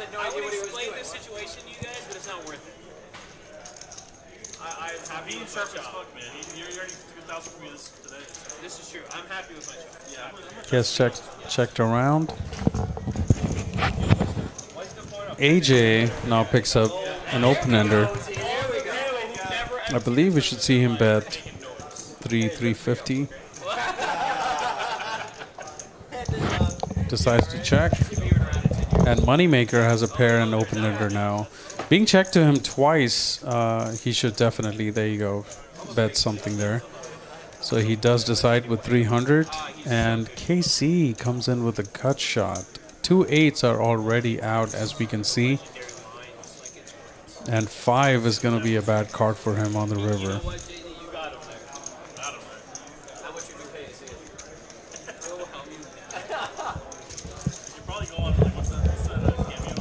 AJ does realize he has to bet to win here.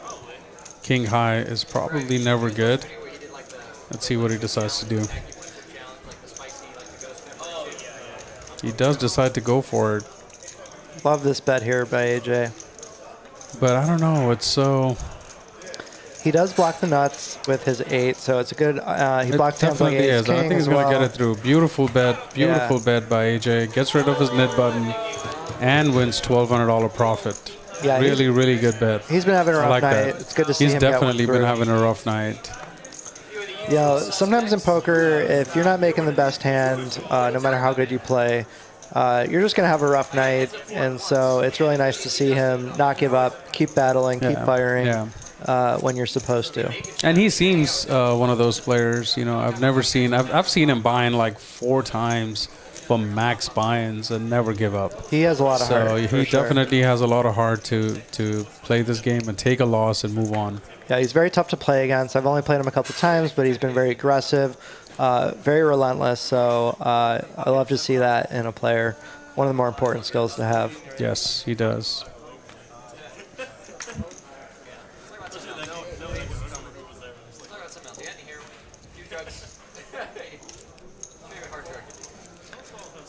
All right, easy, Steven. This is a family-friendly program.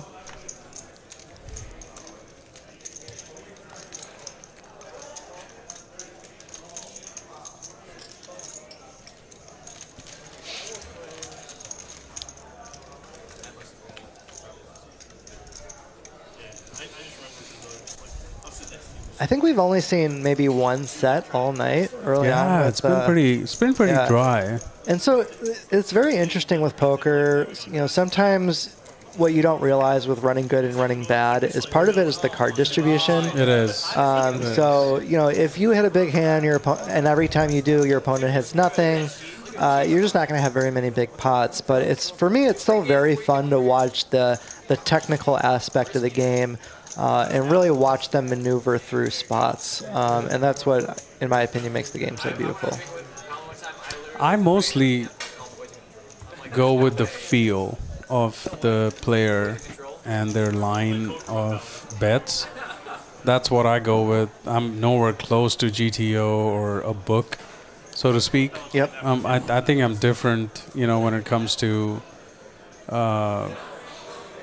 playing the hands or choosing what hands to raise with or what hands to bluff with or what hands to call with. You know, like yesterday I called off mid pair with the guy had quads and I paid him off $2,500 on the river. You know, I just feel like I was good and I went with it. I mean, he was there's nothing to either at quads or nothing. Yeah, right? exactly, is what I thought. It doesn't necessarily make it a bad call. Yeah, it's just, you know, I just go with, and sometimes obviously it's wrong, sometimes it's right. So I don't know. Maybe I need to balance it a little bit towards the book. No, and you know what? I think it's important to not play just like the book. You need to, the best live players are the players that can find those little edges everywhere. And I think you don't want to give that up. So I think it's about finding the right balance and understanding what the baseline is so you can deviate correctly. And, you know, I'm not there myself, so I try. I have fun learning about the game, but I make so many mistakes every time I play. And so I'm always learning, always trying to figure out. So does the world's best. So, exactly. I mean, you know, it's just poker, right? If poker was that easy, it would not have been this prominent of a game in the world right now, right? Because it's so unpredictable. Every situation, every table, every day is different, right? It's just amazing game. Whoever introduced this game, thank you. I love just chatting with OFC. We're just having a good old time back it's here. it's fun. Drinking scotch, eating strawberries, chatting poker. Good life. Watching Good life. the Beth. Yeah, we can't complain. Watching Definitely the got Beth to cheers to that one. Hey, cheers to that, buddy. Again, great friend. Didn't even know him before poker. And now we, see each other almost every week, and it's really fun to build the relationships out here. We should definitely hang out more than poker, I think. We never did. I don't know why, but we need to. Absolutely. For sure.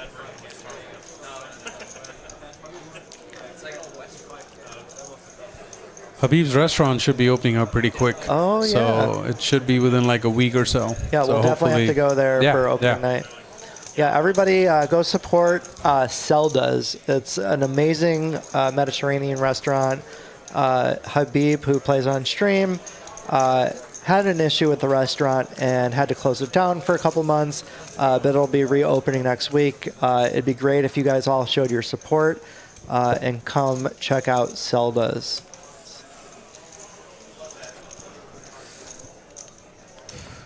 Some interesting action here. KC leading out with ace high.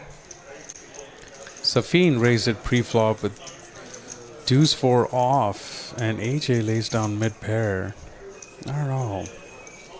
Probably would want to call one and see in position, see what happens. Let's see. He doesn't Gets feel it through. it. Gets it through. Yeah.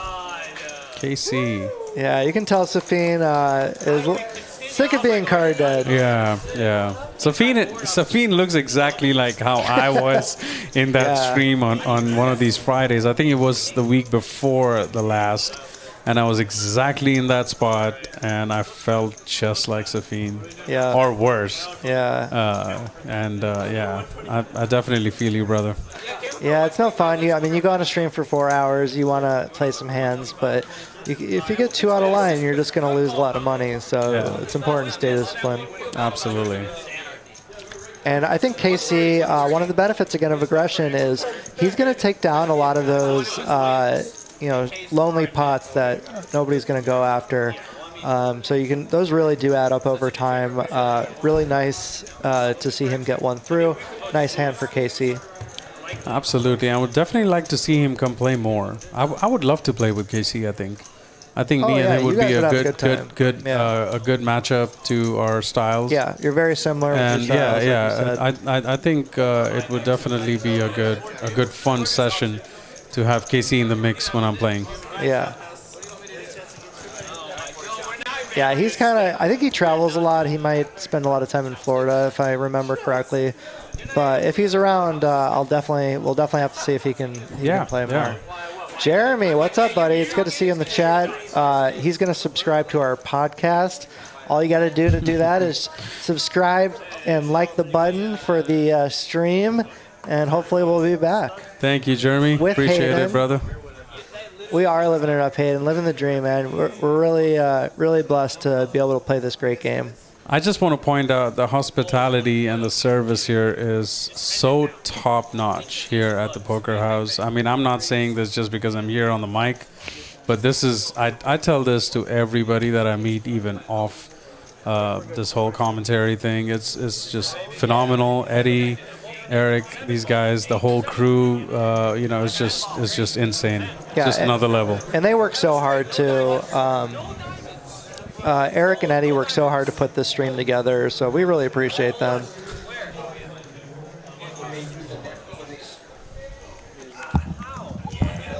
Tell everybody. When they start the next knit stream, Benny forgot to start it in the software, so a couple of people have lost their knit button that we don't know about until I get in the box and I go, oh, you didn't turn this on yet. So we're just going to concentrate on the actual coaster itself, and then we won't even look at the yellow button. And we just know the totals will be a little off. Excellent. All right. Sounds good. Thank you, Eric. Appreciate it.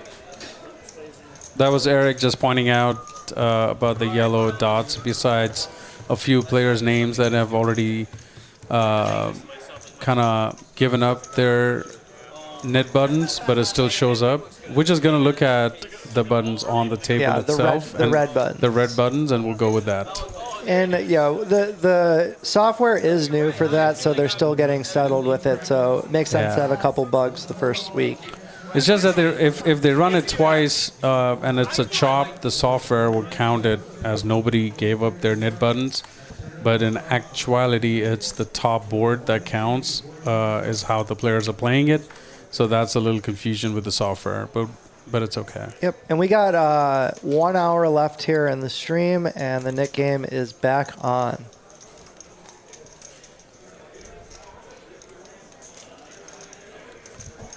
Pocket tens for Carlos. AJ with ace jack. I love this. Carlos re-raising 3x, $1,500 to go. And JD definitely knows Carlos is a solid player. He's not going to do it with a light hand. And he does recognize that. I love to see this, Carlos. Great side. Love it. Absolutely. Really love great. It. Good job, Carlos.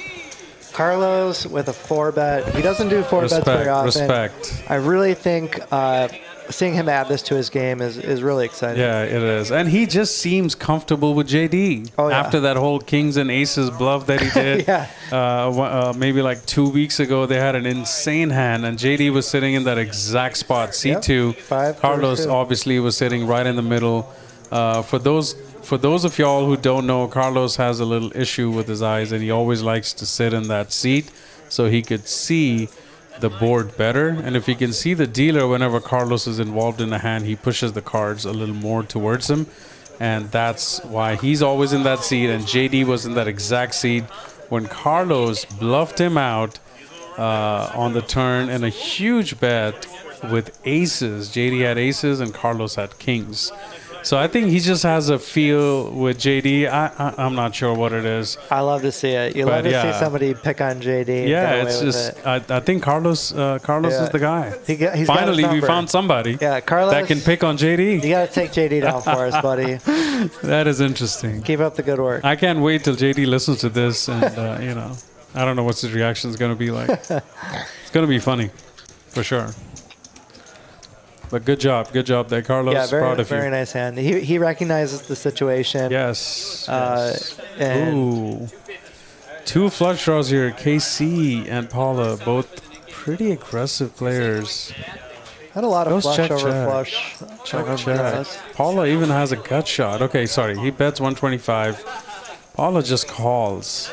A heart will be a disaster for him. Paolo is the better, actually. KC call. KC actually gets in the lead with the queen on the turn. Oh, my gosh. Now queen and a flush draw. Chest flats. Very interesting.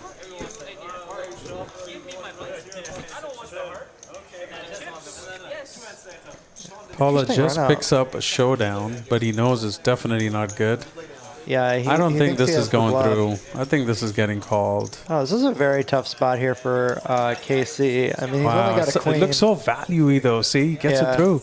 Yeah, I think that's what a good bet. What a good bet. See, I would have, as an amateur, right, I would have gone for a higher amount. I would have gone for, like, I don't know, pot size or oversize. And he only gets it done in 1,000, which was almost less than half pot. So you have to look at the board texture when deciding your sizing. And so on that specific board texture, first of all, the bigger you bet, the more bluffs you have to have in your range. And the smaller you bluff, the less often it has to work. And so on a hand where there's a one-liner to a straight and an ace-x out there, his opponent is either going to have some very, very strong hands and a lot of garbage. So you don't really have to bet very often, and it doesn't have to work very often for it to get through, for it to be a profitable play. I'm learning here.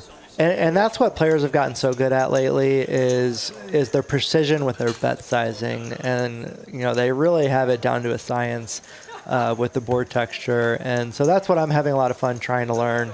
But there's just so many situations. So I try to bucket my strategies based on board texture or like middling cards, flush draw type boards, stuff like that. Very interesting. But it definitely matters who you're playing against, right? So it's important for me to know the baseline, and then you adjust from there based on, like you said, who you're playing against. Right. So how can I change from the baseline to maximize my profit? And it's easier said than done. Obviously, we can all see the cards. When I'm in the game, it's a lot harder. Definitely. Interesting hand here. Zefish with a gut shot and a jack-high flush draw, and got 2 players with top pair. Safeen with ace-jack having a hard stream. Let's see how he does. He knows Moneymaker and decides to call. KC calls with 7-5, just a 5 pair. 9, Moneymaker makes top 2. Beautiful card. Let's see if Zefish decides to continue. He should know if 2 players called him. Yes, definitely. He's got to check that.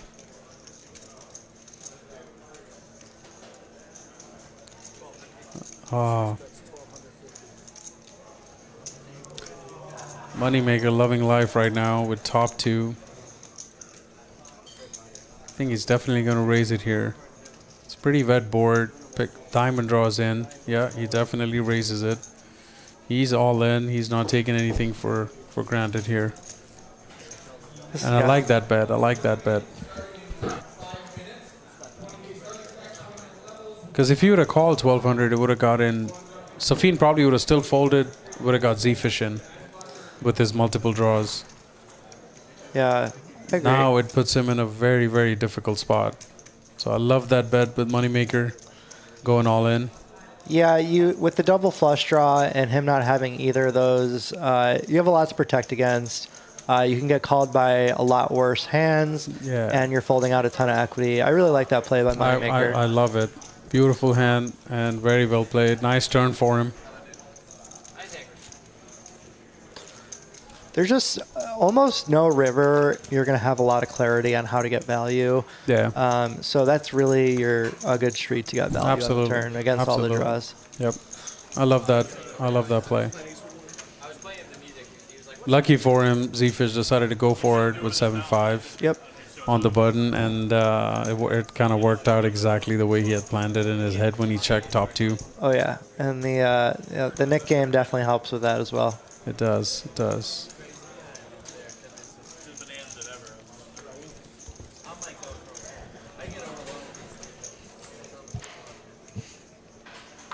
I literally have 1.1 scotches and I'm already drunk. I never drink anymore. This is good stuff though. This is like what, my 4th, 3rd? I don't know. No, it's your 3rd? Your third or second. Third for sure. Yeah. It's definitely more than second. Yeah. I'm comfortable, so. Yeah, so ignore all of our strategy advice right now. I don't know if we're going to implement this in our own games, but we're definitely analyzing stuff. So. Yeah, so if you want to come hang out with us and watch some good poker, this is the place to be. 5, 10, 25, 50, Friday night live, Poker House Dallas. Thanks for being here with us. Remember to hit that like button, subscribe. Yes, exactly what he said. Yep. Join Please us do here it, tomorrow guys. night. Yeah, you don't want to make OFC upset. I won't be upset. Yeah. But yes, please do that. Whatever Danny said, hit that like button and subscribe. That's the first time I've said that. I've heard it a million times watching YouTube videos. It's funny. Scotty J is drinking a Corona with us. Cheers, buddy. Cheers. Cheers, Scotty. Definitely like to meet you someday. Yeah, he'd be shocked by the Dallas games. Is he from out of town or? Yeah, so we met in college, and he's from Colorado. Wow. We went to school in Boulder. So I kind of built my bankroll in the early days, freshman year of college, going to underground games around the Denver area and around like the greater Boulder area. Before I started doing more trips to Vegas. And Got it. Safeen hitting that flush on the river, checking it, trying to trap Zefish, checking it back. Nice hand, Safeen. I definitely want to plan a ski trip to Breckenridge. I also lived up there for a while. Beautiful. Oh, you lived there, yeah, so you already know. I was a skier in my 20s. So, oh, wow. Okay. Yeah, I lived up there for almost 10 years probably. And then going to Blackhawk from there, I want to do kind of a ski trip around a poker tournament. Blackhawk is where the casinos are up in the mountains. And they actually run some big tournaments up there every now and then. Nice. I actually heard they have some good games. Interesting. We went to the city and we had to drive to Breckenridge, and this was in the summer. So it's beautiful in the summer. Yeah, we decided to just stay there locally for the next few days, and we end up not going, but that's definitely in the plans. Yeah. A lot of the locals, they say they come for the skiing, but they end up staying because of how beautiful the summers are. It's like 75 and sunny every day. There's so much hiking, outdoor stuff you can do. Nice. Really, really miss my time being a ski bum. I definitely would like to go there. Beautiful hand here. AJ with Queen Jack raising it up. Getting back in the mix. And I think he's going to get it through unless KC decides to go. Casey's not folding? Okay. I like Casey. Yeah. I like the way he plays. He does play a lot like. And KC ahead with his 6-pair. Did he just rip it? And just rip it. He's like, don't even try it, buddy. I got this. Yeah, I like this guy. He wants to get rid of that nip button. Yeah, I definitely want to play with KC, and I'm looking forward to it. He's like, if you have an ace, happy birthday, buddy. But here's my bet with my 2-pair. AJ is just kind of having a rough night, so take a little time He's for just difficult spots, and a little frustrating to not even 100%. have a chance to win the pot. 100%. Getting open jammed against. Yeah. But nice hand there for KC. Takes it down. Takes it down. Nice hand. Winning 3-bet pots with the 6 is always nice. It is. It is.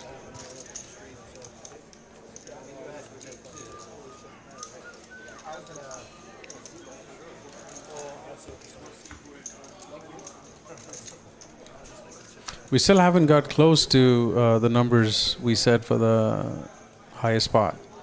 Oh, yeah. We need a 30K pot. Let's go here. The closest we've been to is 10, 12? Yeah, a lot of... It's been not too many large pots tonight. Yeah. I think we're kind of missing Brian. Yeah, we've Brian had the Green should $50 have been shuttle on. But definitely not as big as last week. Yeah. Kind of depends on the player makeup. Yeah, I think but again, so. still, like for me, I really enjoy watching this type It's of play. fun. It's definitely fun. Even without the big no pots. doubt. 100%. It's a lot of brainstorming going on, and a lot of intelligent plays. Yeah. Let's see what happens here. Makes it pretty big. 950 to 150 heads up. I don't know. And again, they just haven't made very many strong hands. And they both have the nit buttons. Maybe that plays the. Maybe that plays. They might be down 2 of the. No, a bunch of people do. But I do. But I'm saying, like, since they do. You're right. He could be like he's trying to just get rid of the nit button here. Yeah, add a couple notches onto your sizing. Yeah, it's a beautiful board for Zefish. I'd like to see a check with his stack, but I think he would like to bet it. Wow. Thinking if he called so big, I'm really surprised to see that all in on a 10-8-8 board. Just I don't know, but I would like to see a check and let Paolo bluff into it to where he can pick up some more moolah. Yep. But, oh well. Yeah, decides to go for the all-in size. A little surprising, but he does get rid of the knit button. He does. He does. So he's got to be happy with that. Yes. Saves another 800 there, guaranteed. Yeah. I'm sure they're playing still 100 unless they doubled it up. Sure. That could actually be part of why they're playing so much more aggressive if it's like a $200 size. Maybe. It could be because that's like a $1,600 hit. Yeah, that could lose, be part right? of it for sure. It could be. It could be. But I still suspect that it's only 100, but we'll see. We'll see. Given the stack size that KC and Zefish and all these couple of other players have, I think 800 sounds reasonable. Yeah. Right? Now, mind you guys, like Danny said, KC was not prepared to play this game today. He just, because Ram unfortunately could not show up, KC was kind enough to fill in. So maybe he wasn't prepared financially to play this deep stake today, but we'll definitely see him more in the future. Yeah, whenever you play high stakes poker, one of the hard things is, the actual cash that you need on hand. it's not a good idea to be carrying around a lot of cash. So True. players will either have their money in the box, or you only bring it when you're prepared to play a large game. That is absolutely true. So there's no reason for him to bring a large amount of money. So he doesn't have the reloads on him today. But yes, still fun to see him splash it around a little bit. Absolutely. And Zefish has been raising a few hands pre-flop, and hence gets called by Moneymaker's ace jack off.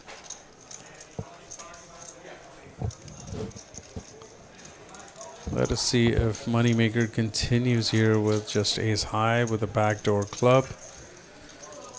I think he will. We'll find out.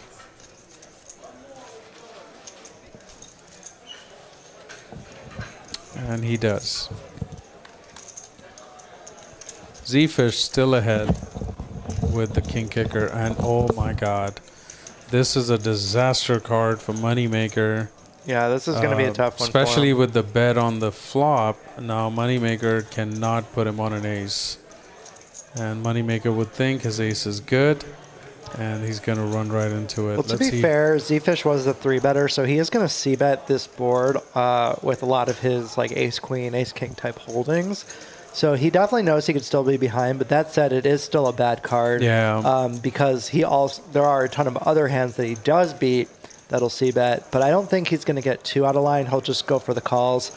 But it is a big pot, so he's going to have to call a large river bet as well. Well, the pot's already 4,500, Exactly. and Zefish has only 4,100, but Moneymaker's holding the ace of clubs, so that's good for him. They only have one pot-sized bet left behind. Yeah, and I think Zefish has no other bet but all in. But it is a scary card because Moneymaker went flat, and Zefish knows Moneymaker does not play. Yeah, he could easily have a flush here. Easily have like ace jack of clubs. Let's see if he decides to go for value. Ace queen of clubs. It's very easy for Moneymaker to have that there, and Zefish does know that. I wonder if you want to go for a block size or if you want to go all in. That's probably what he's debating. Yeah, and honestly, you can make an argument for check as well. Oh, he does decide to go with the all in. Okay. And very tough spot for Moneymaker. Obviously, he knows he's not up against the nuts. So ace clubs is a good card for him to have. Yeah, it's really hard to fold against Zefish. Yeah. That's why I was like, it's really hard. Yeah. Especially that bet on the flop kind of just messes up the whole thing. Yep. And then he leads on the turn and then shove on the river. It's just a line that does not make much sense, unless it's like just an air bet. Agreed. And that's what got I definitely agree that it's a cooler. And it is definitely a super cooler here, but great hand for Zefish. He's been kind of quiet all night, not getting much hands, and unfortunate for Moneymaker, but nice hand. Zefish with a 7K profit, that hand. Yeah, that was the biggest pot of the night. It was a $14,000 pot. It's really hard to believe, but it was, wasn't it? Yeah. Yeah, really well played to get the value there. You can't be afraid of monsters under the bed. When you make big hands, you got to get your value. He knows with the 1 SPR, Moneymaker can call with a lot worse. So I really like his decision there to go for value. I do. He also is aware of his own image, and he probably suspects Moneymaker will look him up lighter than normal. I used to think that with my own game, right? But I'm not getting called on some deep spots, and I'm like, I got the cookie Oreo telling you. I just don't know how. Like, I get so confused. I go home and watch streams, and then I see the hands, right? And I see you, Moneymaker, and all these guys, Carlos, and folding some monster hands against me on big bets, and I'm like, how? Like, I'm giving so much action, right? And so the same theory here, like you just said with Zefish, is image. Though he's playing tight tonight, his general image is of an action player making a move. So he got paid because of that, right? Kindish. And the fact that Moneymaker did have an ace. But I would have got a fold, I think, there. Why? No, so I don't think that's how you should make your decision. I think generally I decide, okay, usually you'll either have like a clear call or a clear fold.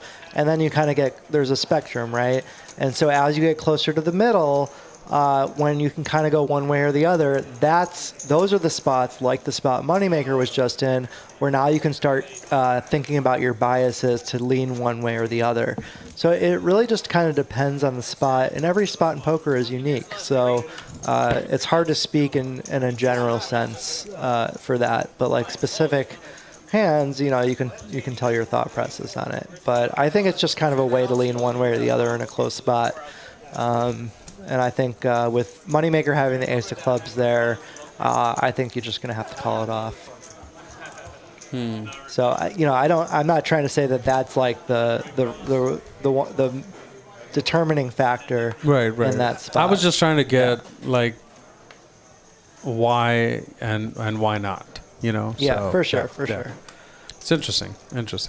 Scotty J asks, anyone know what the mixed game rotations are like at Poker House or rooms in Dallas in general, or is it basically all no limit and PLO? There are mixed game players here that occasionally get games going. It's definitely a lot more rare. I would say it's a similar ratio to Vegas, where most of the games are no limit. Then you have a small handful of PLO games. There's also bomb pot games, which you're probably not familiar with. Those are a little bit newer. I think you'd like them, though. And then there are mixed games as well. AJ waking up with kings, 3-betting to 850, getting called by Zefish, 700 more for pocket nines. Ooh. And KC coming up with king deuce of diamonds. I love this guy's action. King 9 deuce. And king 9 deuce. And Zefish flopping mid-set, and AJ continuing to have a bad stream. Can't get anything going. Yeah, Zefish just started to run good with that ace-king previously against Moneymaker, and now flopping mid-set against kings. Yeah, potentially with this board specifically, he won't lose too much. I wouldn't mind seeing a check for reasons we mentioned earlier. This board is going to be a lot better for the pre-flop callers. They're going to have all the sets. They're going to have all the straights. Yeah. And so your overpairs want to start pot controlling early against those hands, especially multi-way. That's a very, very good point, and it makes a lot of sense. Yeah, but he does decide to bet, and that could end up costing him his stack by not pot controlling early. And it's a min raise by Zefish, recognizing his opponent holding an overpair. He wants to get value against hands like queens in case they have a gut shot, or even jacks, or aces. Kings or aces, yeah. Yeah. And I think on a lot of turn cards, they'll be able to get away. So he's getting it in now while he can. And this just getting max value. There's only one king left. Here we go, $27,000 pot. God. We're getting closer to that $30,000 number. Who said 27,500? I think that was Neeraj, actually. Neeraj, like, yeah, exactly, Neeraj. You were so freaking perfect. One time. Jesus Christ. Nines AJ takes it down.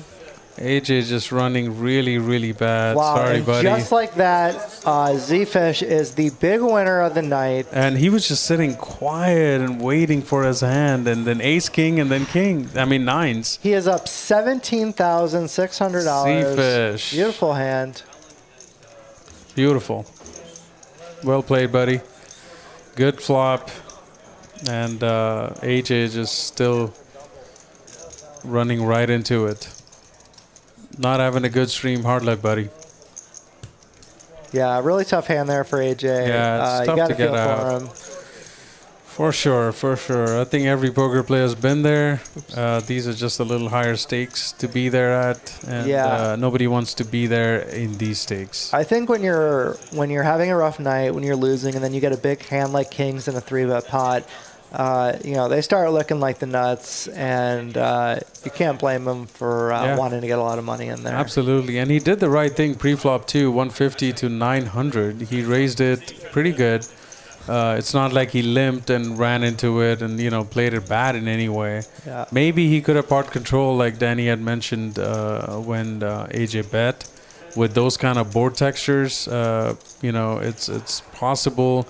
But for players defending pre-flop with hands like pocket sevens, pocket eights, pocket nines, tens, and AJ ran right into nines. And Frank in the chat, he did. I remember actually. He said 27,500. Frank did? And then I said 27,500. No, I'm just kidding.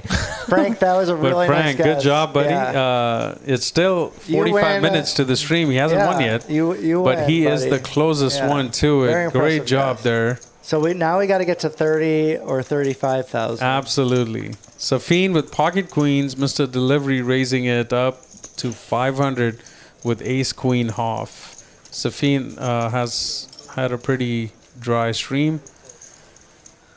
And let's see what he does here. I have a feeling he's going to re-raise it to 1,800 or 1,500. He's had bad luck before with queens. He lost, I believe, to Casey. I'm not sure. Yeah, it was Casey.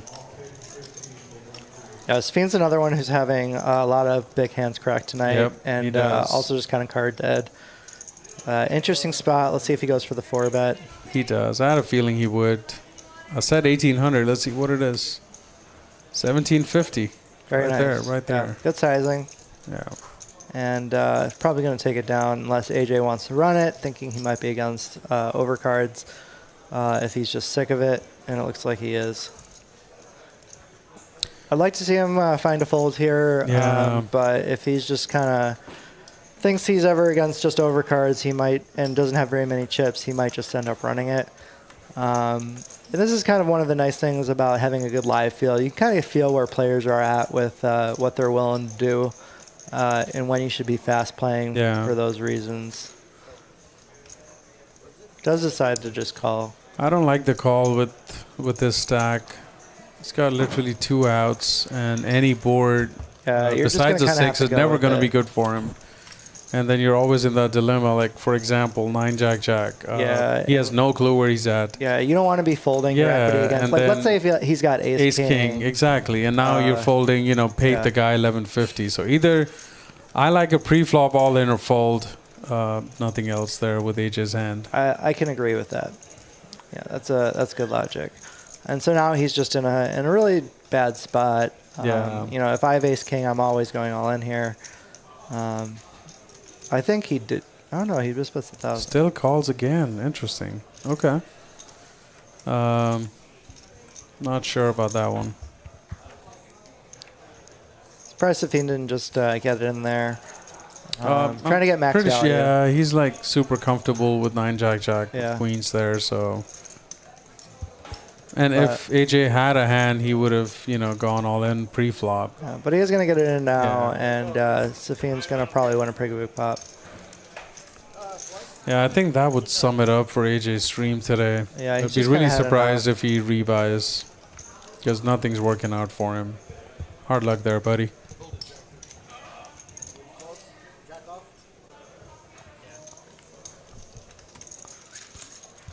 AJ, thanks for playing with us. Tough night for you, buddy. You'd be surprised if he's going to rebuy, buddy. He might. AJ is another breed. Yeah, he's not afraid. Yeah, he's going to rebuy right there. He's coming back in again.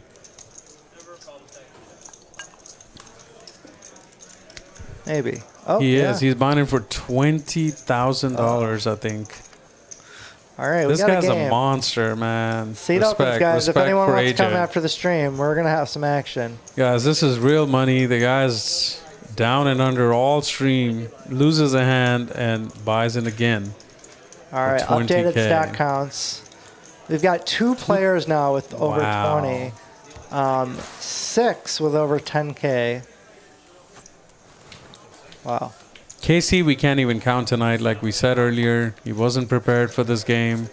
So we appreciate him taking the shot. He though. just Hopefully he can run it up. Hopefully so. I don't know if you saw, there was that a young lady took a $1,000 shot at the lodge, and in the big game with Doug Polk, and like ran it up. Yes, I did. And I did that was see really that. fun. It was insane. Yeah. I did see that. She was running like God mode. Yeah, that was really fun to watch. Yeah, it was. I love it was. stuff like that. Yeah. So anyone can take a shot and win in a poker game. Absolutely. If you want to play high stakes, these guys are very welcoming. I know they look tough, but they're all sweethearts. So they are. Feel free to say hi. Except Danny, but he's not playing today. So I am very mean, so don't say hi. I'm only mean to OFC, especially when OFC is one. Usually, I don't pick on people when they're losing, but sometimes I just can't help it. With I know, I do. I did notice that. And then, like, unless he's losing really bad, and then I start feeling bad, and I stop. Oh, I know. But I just I don't know what it is. Like, I'm definitely an extremist in wins and loses, in my losses. Yeah, it can happen. Real fast. Because the hands that I play, either you're gonna lose your stack, or I'm gonna lose mine. Yeah. So exactly. That's the game style I have. And I like that style. Yeah. I think you can have a lot of good sessions. I know one thing. It's really hard to put me in a range because I play so much range. I could play my aces the same way I play 6-5 off. So it looks like we're at the end of the Nick game button, though, and Paolo just put in a big 3-bet with the 8-deuce suited. For the nit? And I guess it's AJ and Paolo left. Let's see. And Steven. Zefish is definitely going to get called. I don't think Steven was there. Oh, he's still holding the nit? He has the nit. Okay. Maybe he was just trying to get rid of it. Oh, my God. Yeah, it was interesting to strips. And 2 pair. Oh, my God. This is going to be so sick.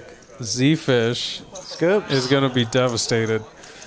KC scooping a run it twice with bottom pair against top pair of Zefish. Poker at its best. Love to see it. And Paolo, that 8-deuce, I like the heart. It didn't work. Not going to work out too well. Yeah, it didn't work out. Yeah, he wants to get rid of that nit button. He does. Like we said earlier, nobody wants to be a nit. Yep, and Paolo is definitely not a net. Very solid player. Still very much in the green, 5K up. Absolutely. And I just want to give another thanks to DW for bringing the strawberries and the empanadas. His wife has a food card, and it's terrific food. If It's you're awesome. at Poker House Dallas, definitely go try it out. She should be out front occasionally, and very good food. It is awesome food. Thank you, DW. We appreciate it. We'll see you tomorrow on the poker table. KC, back to a 5K stack. Unfortunate for Zefish to lose both boards with top pair. Zefish raising it with ace queen off. Carlos coming in with the call.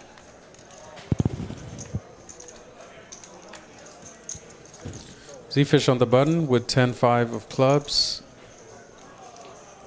Should be 3-way to the flop.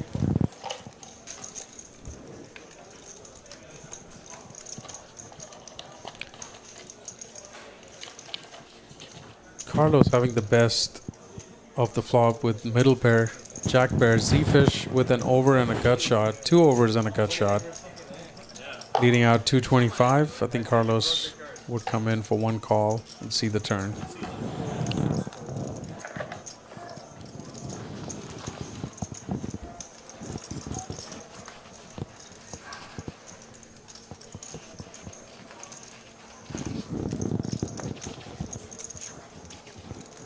Zefish going to continue his aggression with 650. That's a tough spot for Carlos. Yeah, these are some of the best barreling spots where there's 2 broadways and you have net no pair with the Broadway draw, clean outs to the nuts. You can also hit your overcard with an ace, and you block all of the top pair, top kicker holdings. Block ace king, king queen. So I really like this aggression here by Zefish. And Zefish makes absolute cold nuts. Yeah, and then when you get there, you're just dancing in your head. Oh, he goes all in. That's too much. Yeah, a little greedy there. I would have liked to see like a $1,500 bet. The thing is, you do unblock a lot of the strong holdings, like the king, queen, king, or king, jack type hands, and just like pairs in general. But I think we would have seen more from Carlos earlier if he had a really strong hand that could Exactly, call like a 3x. 2-pair or something. Yeah, or so set. I do agree with you Yeah, that I think I'd go for a little bit smaller there, Yeah. especially against Carlos. I think I make that mistake a lot of times. I go for over bets and they never work. Again, this is something Probably that the you wrong learn over strategy. time. Yeah. It's all about board texture. I think so. And positional kind of awareness. Yeah. So it just depends on the spot. This takes, many years to learn and to master. Exactly. Zefish on fire. Pocket kings, making it 150 standard raise on this table. Standard Hayden, open, I would say.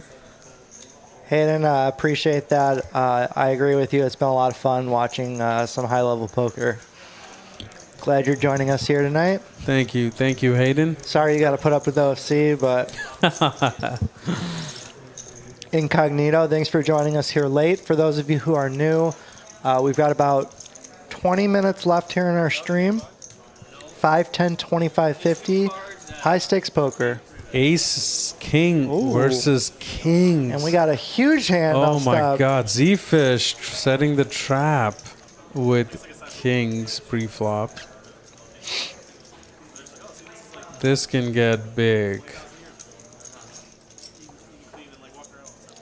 Yeah, I expect Safeen in a 3-bet pot to c-bet this board every time for a small sizing. 425 or is it 350? 425. Yep, goes quarter pot. I'd love to Or see a third part. flat from Zefish. Yeah, I don't see any reason to raise right away. Maybe you can get value from like 8s through jacks or queens, but There is a raise. underrepped his hand. Unless he put him there, like Yeah. 10s, jacks, queens, then it makes sense. You never know. But other than that, since we can see the holding, it's easier for us to say what to do. But of course, when you're sitting on the table playing against a player, it's a whole different strategy. Absolutely. I couldn't agree more. So- I don't expect either player to have many 7s here. So I think Safeen is probably a little curious right now. And I wouldn't be surprised to see him continue. And there he goes. He sure does continue. So maybe that's one of the reasons, this is a Zefish type raised. of line Yeah. I don't take very often, but I'm sure I'm playing it wrong in a lot of spots. So Yeah. I definitely would love to hear Zefish's point of view for his line here. Now I'm pretty sure Zefish puts him on jacks, 10s, queens. It's a great card for him. Absolutely. 9s, right? To get value from hands like 10s, jacks, queens. Yeah, and he's going for another larger sizing, setting up a single pot size river, although I don't expect him to take that sizing on the river. Let's see what Safeen does here. And This is a Safeen tough knows spot. Zefish is capable of doing this with king jack, ace queen, ace Exactly. 10, or hands like that. And Safeen absolutely knows that. Yeah, and exactly, he's very And that's suspicious. exactly why he's calling this yeah. against a player like Zefish. Yeah, and so the raise is actually earning him all this extra money right now. Yeah, Wow, he Hayden, I checks with agree. ace king. I do think it's a very interesting raise. That is so crazy. Yeah, and so he set up a perfect sizing for a pot size river bet, and it's just very confusing, especially because of that river play. What only calls the 3-bet pre-flop and then raises flop and can go for 3 streets of value for this sizing? Wow. There's no natural bluffs here, so it's just very interesting. And I think Safeen thinks his ace king might be good here. Yeah. Because the way the hand went down. I would have liked to see a 5K bet, and I think Safeen snaps it. It's almost like he's got 3s or 9s or nothing. But because he probably expects him to put in the 4-bet with aces and kings pre. Exactly. The way so- the hand played. It's really, really hard for him to have a hand. And Safeen knows Zefish is super capable of doing this with ace queen or just a king high. And he's got the ace of spades, so like the backdoor Yeah, not the flush. backdoor not flush is not is another one of possible. those hands that might like blocking check raise ace flop. queen of spades, ace king of spades, Yeah. or ace jack of spades for that matter, right? So, yeah, it's really, really hard spot. Yeah, if he calls, we're going to have a new biggest pot of the night. This We will will. be $40,000 pot. We will. or is- $30,000 pot. This is so sick. Ace high. Wow. Ace king.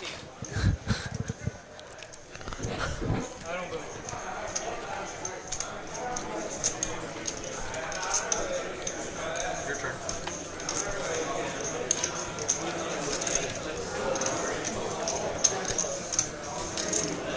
I thought you were full of shit on the flop. I thought you were full of shit on the turn, and now I still think you're full of shit.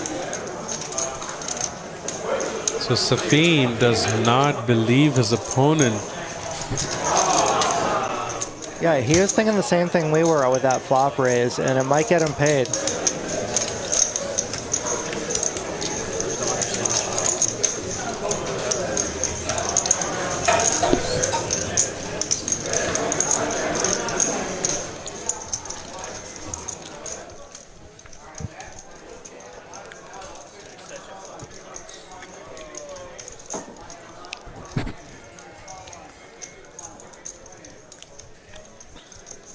What do we think? Is he going to call or fold? He doesn't believe him.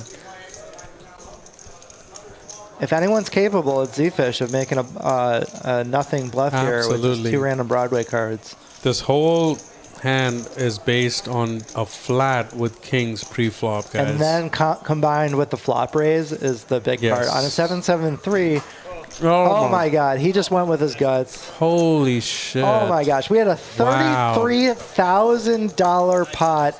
Biggest pot of the night. We're getting close to OFC's number. 35,000 is what I had said. 35,000. I agree with you, Scotty J. I would also pick a better spot there, but he just, his spidey sense was off. That's kind of how the French play poker. And Zefish, French pro, coming in, showing him how it's done. Tough hand there for Safeen. Also had a rough night. Didn't get very many big hands, so when he got one, he went with his read.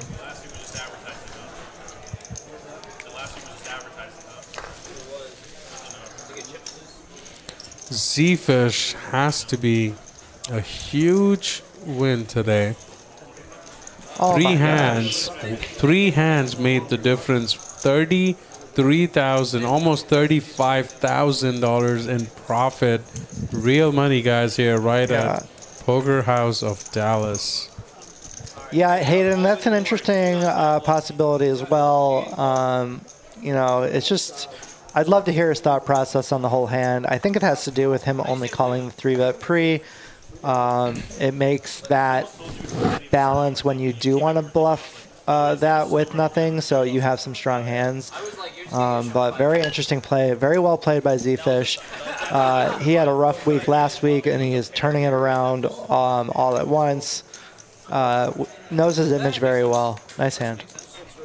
Let me know what you guys think in the chat. I would have probably liked Safeen to go all in on the river and make those smaller pairs fold just in case if he was going to bluff with smaller pairs where his ace king would not have worked. Rather, if he would have gone all in on the river, he could have got rid of all those hands. Yeah, I'm just not sure. Because I don't know how Zefish's range is comprised there. So is he really just check raising, barreling with the middling pairs? Maybe he is. And then is he going to fold them? Because what are you representing now? So for me, I don't see that line very often, so I'm not very comfortable arranging either of them on that line. But it is very interesting. It is. And that's why you're so hard to play against, because you have some of those lines that I don't have much experience against, so it's a little harder to range them. But again, that's why this game is so fun. It is. It's an amazing game. So really, really nice comeback here for Zefish to be the big winner. He has a $44,000 stack right now. Insane. Love to see it. And he was having a hard stream, remember? Yeah, he was down early. It just seems like a joke now that he was the guy that was having a hard stream in 3 hands. He's up $35,000. Yeah, and that's why he's so dangerous. He is. He's one of the most dangerous players to play against. Yeah, he really is. He is very tough post-flop. And the way he played this stream today, that shows that he can adapt really quick. Couldn't Nice agree hand. more. Nice hand by Mr. Delivery. Aggression. Got the Jack 9. to take it down.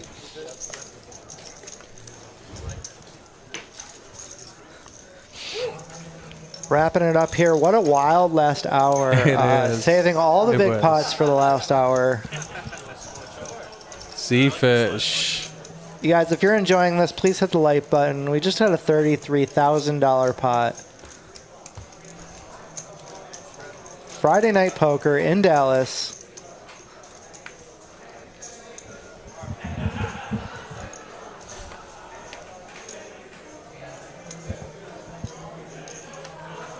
Safeen and AJ just seem to be getting the bad end of it. Yeah. Seems to be like every hand, you know, it's just sick. And Yeah, you got to have respect, though, for Safeen went with his read. It's really hard to make those hero It calls. is. But I think being able to go with your read there. he almost called $11,000 on the Yeah. river there. So hats off to him. That shows character. He did call in 11,000 the player, on the and then river. he went with his read all the way. This guy calls me with King Deuce. Was it even suited? It was suited? Okay, fuck yeah. I forwarded that to you. Yeah, that's true. But since then, you never pulled it in. It's a nice table talk going on here. Yeah, Zefish with knows what they think Zefish about. and Moneymaker and Safeen. JD can never be far behind from a chat. Oh, yeah. I probably can only recall one time I've loved. And since then, against all of them. It's one per person. AJ now with the kings. Let's Oh see if my he can God. turn it around and See if he can somebody actually- falls for it. If he can actually win. with Yeah, it. he can actually win with this hand. It's the second time he's getting kings, and let's see if there's some action for him. So far, it doesn't look like it. What would be more tilting? Just taking it down? Like a few $100 with, oh my God. Just winning against the This- straddle? Carlos called with deuce 3, and thank God he didn't spike 3-3 on the flop. Cool, I thought it was 15,000 ahead. I think Carlos is going to continue with the spare. No? Okay. So Yawn. AJ takes it down. Not happy with the small pot, but hey, Yeah, good fold by Carlos. He doesn't have any backdoor equity. yeah, it was. Not really hoping to draw it very much. A lot of turn cards are going to be hard to continue on. Absolutely. It's been an insane stream in the last hour. Don't let this guy bully you around. Hayden, I don't know if he is repping a 7 or better. I mean, I guess he's repping, the full houses and stuff, but what is the other end of his strong range? I guess because there's no real natural bluffs there. I guess I don't see how his range will be made up on the turn and river from that line. 6 fold. I'm sorry, 7 fold. Raise to 150. 9 fold. That was definitely an interesting hand. Yeah, very very interesting hand. Yeah. I love to.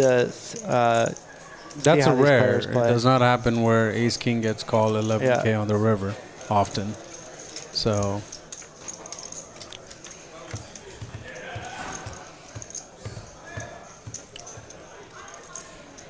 Carlos flopping the best of it, top pair. You good?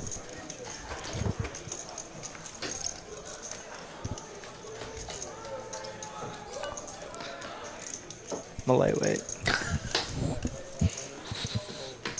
Cheap date.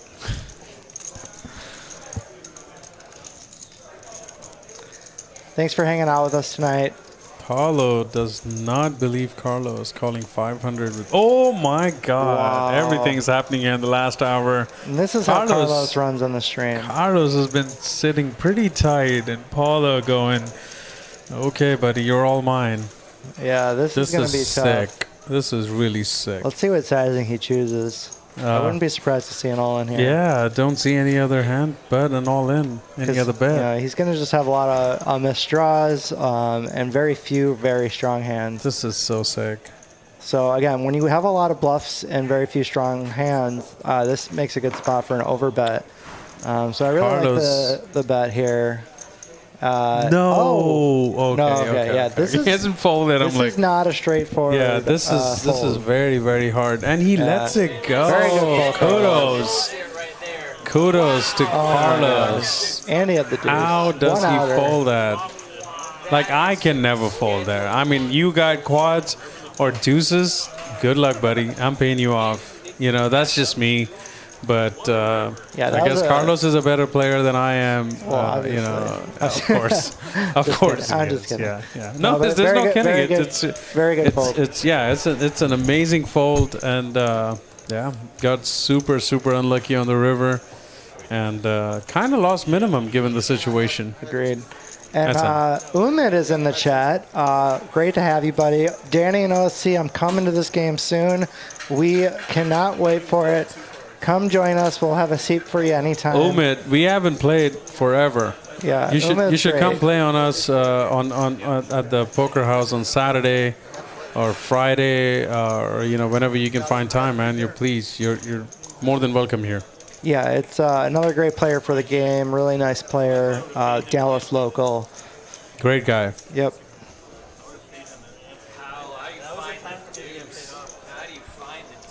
Paolo finds the last deuce in the deck. That's how you do it. Blowing off the heat.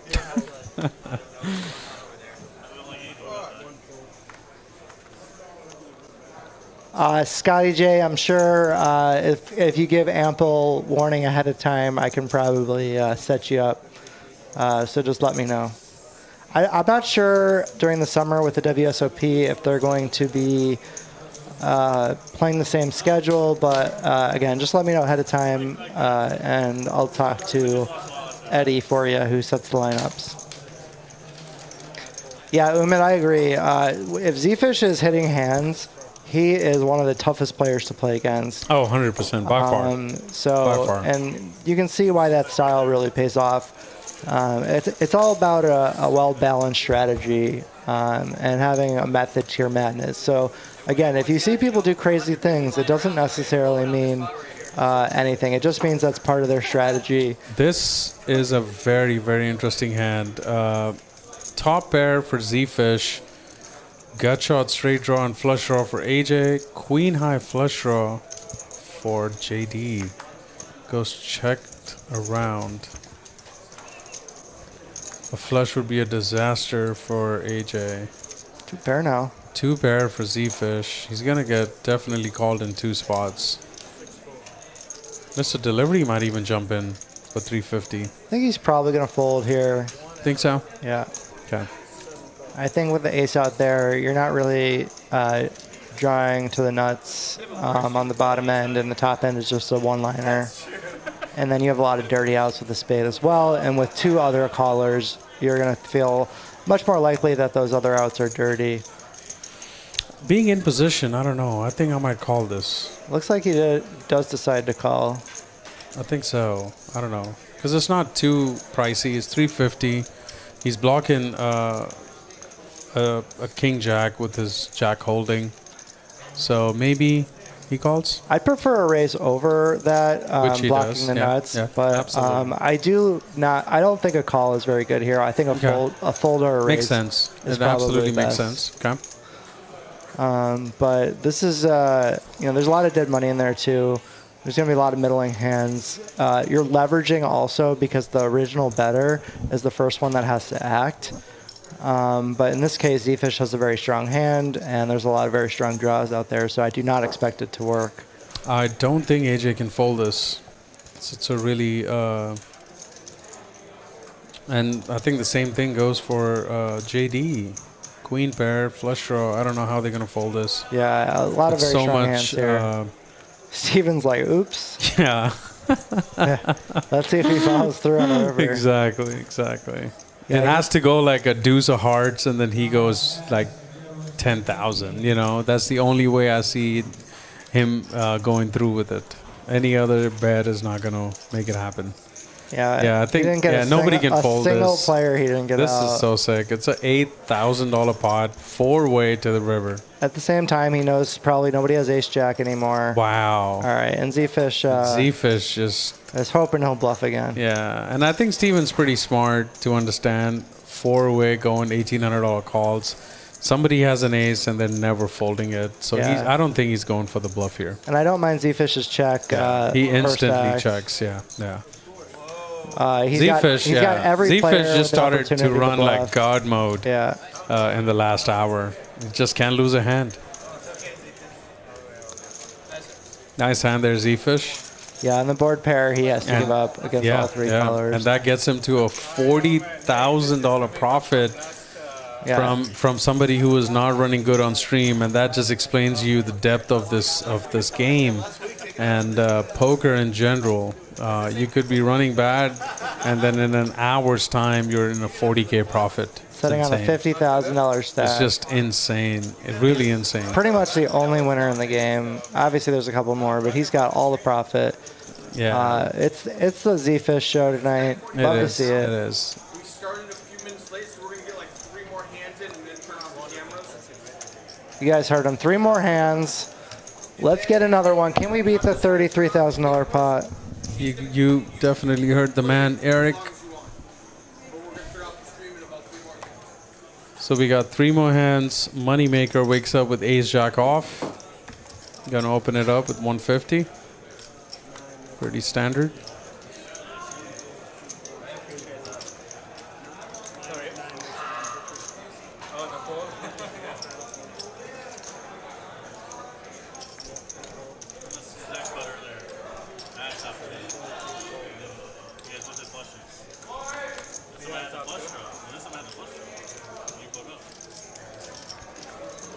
JD's telling me it's top 2.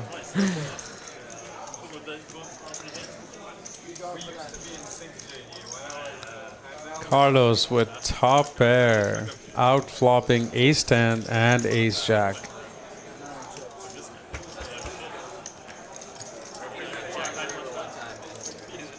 think he definitely goes for some value here now, since it got checked on the flop.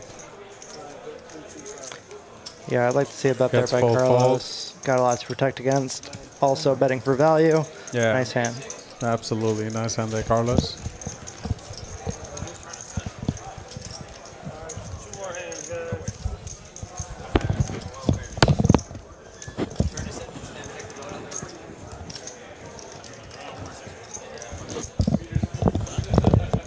The way Zefish ran today, I'm trying to run like that for the past 2 years.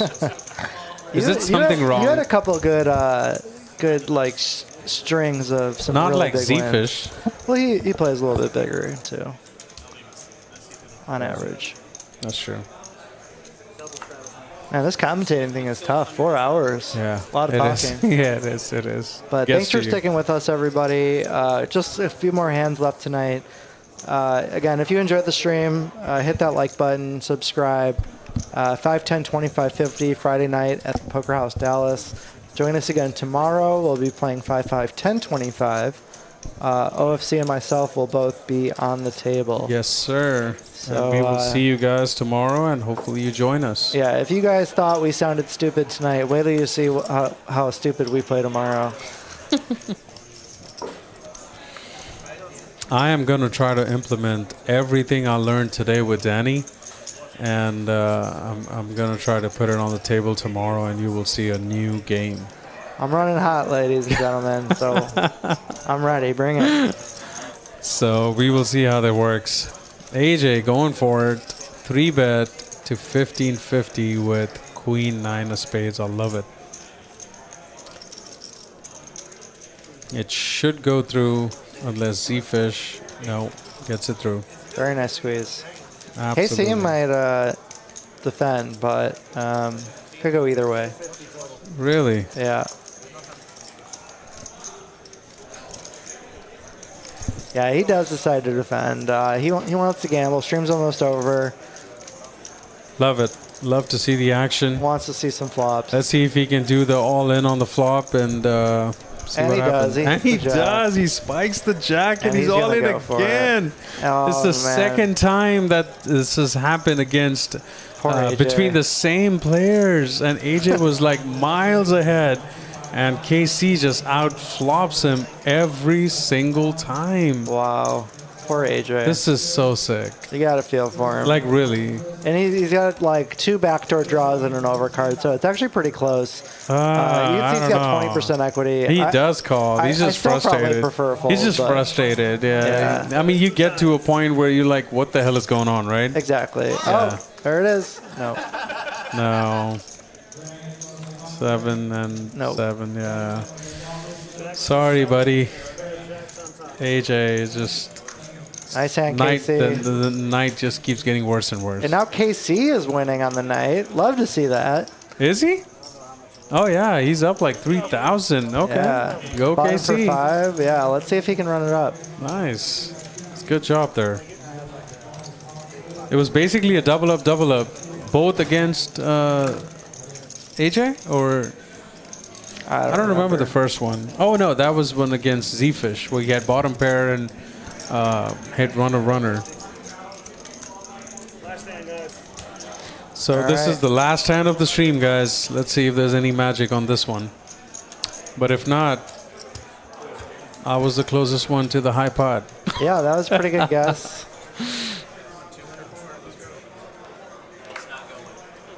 Looks like we got $100 straddle on.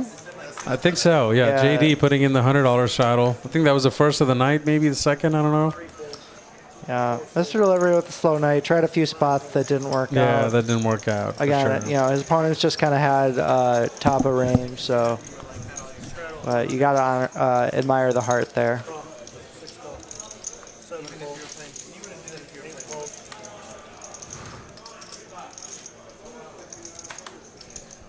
Nobody really woke up with a hand here. King Queen seems to be the best hand here, and he's definitely going to raise this. And KC, I bet he's going to defend this Oh, yeah. from the way we have seen him Last play. hand, he's not going Yeah, anywhere. he's not going anywhere. He's got the button. He's got a suited hand. Suited Yes, flop. sir. Yes, sir. Interesting. And I think KC's going to take this down. I agree. This is much better for his range. JD with king high feels like he has to bet, take it down, but with this specific flop, I expect KC. He's got a lot of good turn cards. And there you go. KC's already on it. Oh, you know, he's counting a stack. He wants to see how much he's winning if he calls and loses. Mind you guys, he has no draw. Hey, he's got a couple backdoors. Backdoors, Two but of no like immediate draw. And he's got pair draws. He could hit a 4.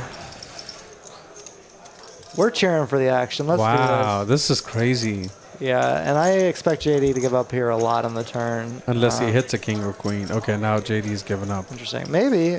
As soon as JD checks, I think I don't know. KC might bet it, is what I predict. We'll see. Let's see if JD can find the courage here to double barrel. A lot of people are afraid to barrel. It's really hard these to bet spots. there given the stack sizes, you know. Yeah. And Casey really needs to bluff sometimes if he's going to call on the flop, and you'd love to see it. And now he's going to be an even bigger I love winner. this guy. You need to introduce me to Get out there, KC. bet. I don't know him very well either. I've just played with him a few What a times. bet. Nice play Yeah. there, buddy, and nice win. Yeah, now Casey's up over 4,000. This is, so the second biggest winner?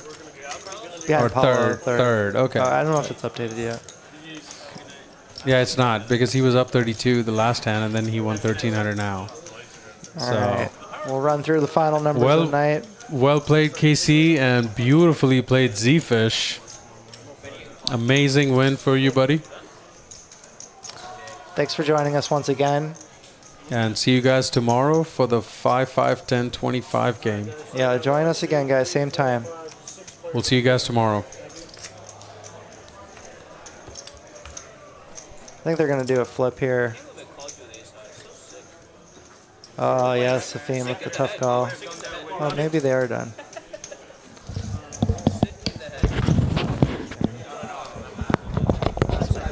Oh, no, they're doing We're gonna end the session with a $100 flip. Oh no, are they just? I wonder what's going on. This is probably after stream. Overtime. Yeah, because a couple of players have left already, and that was the end of the stream. It was a pleasure doing the commentary with Danny here, getting some wonderful insight, and learning about poker and situations, about how we could react and how these hands could be played, or in a good situation and a bad situation. So I've definitely taken some pointers, and I'm hoping you guys have as well. And we'll see you guys tomorrow for the 5, 5, 10, and hopefully a $25 straddle.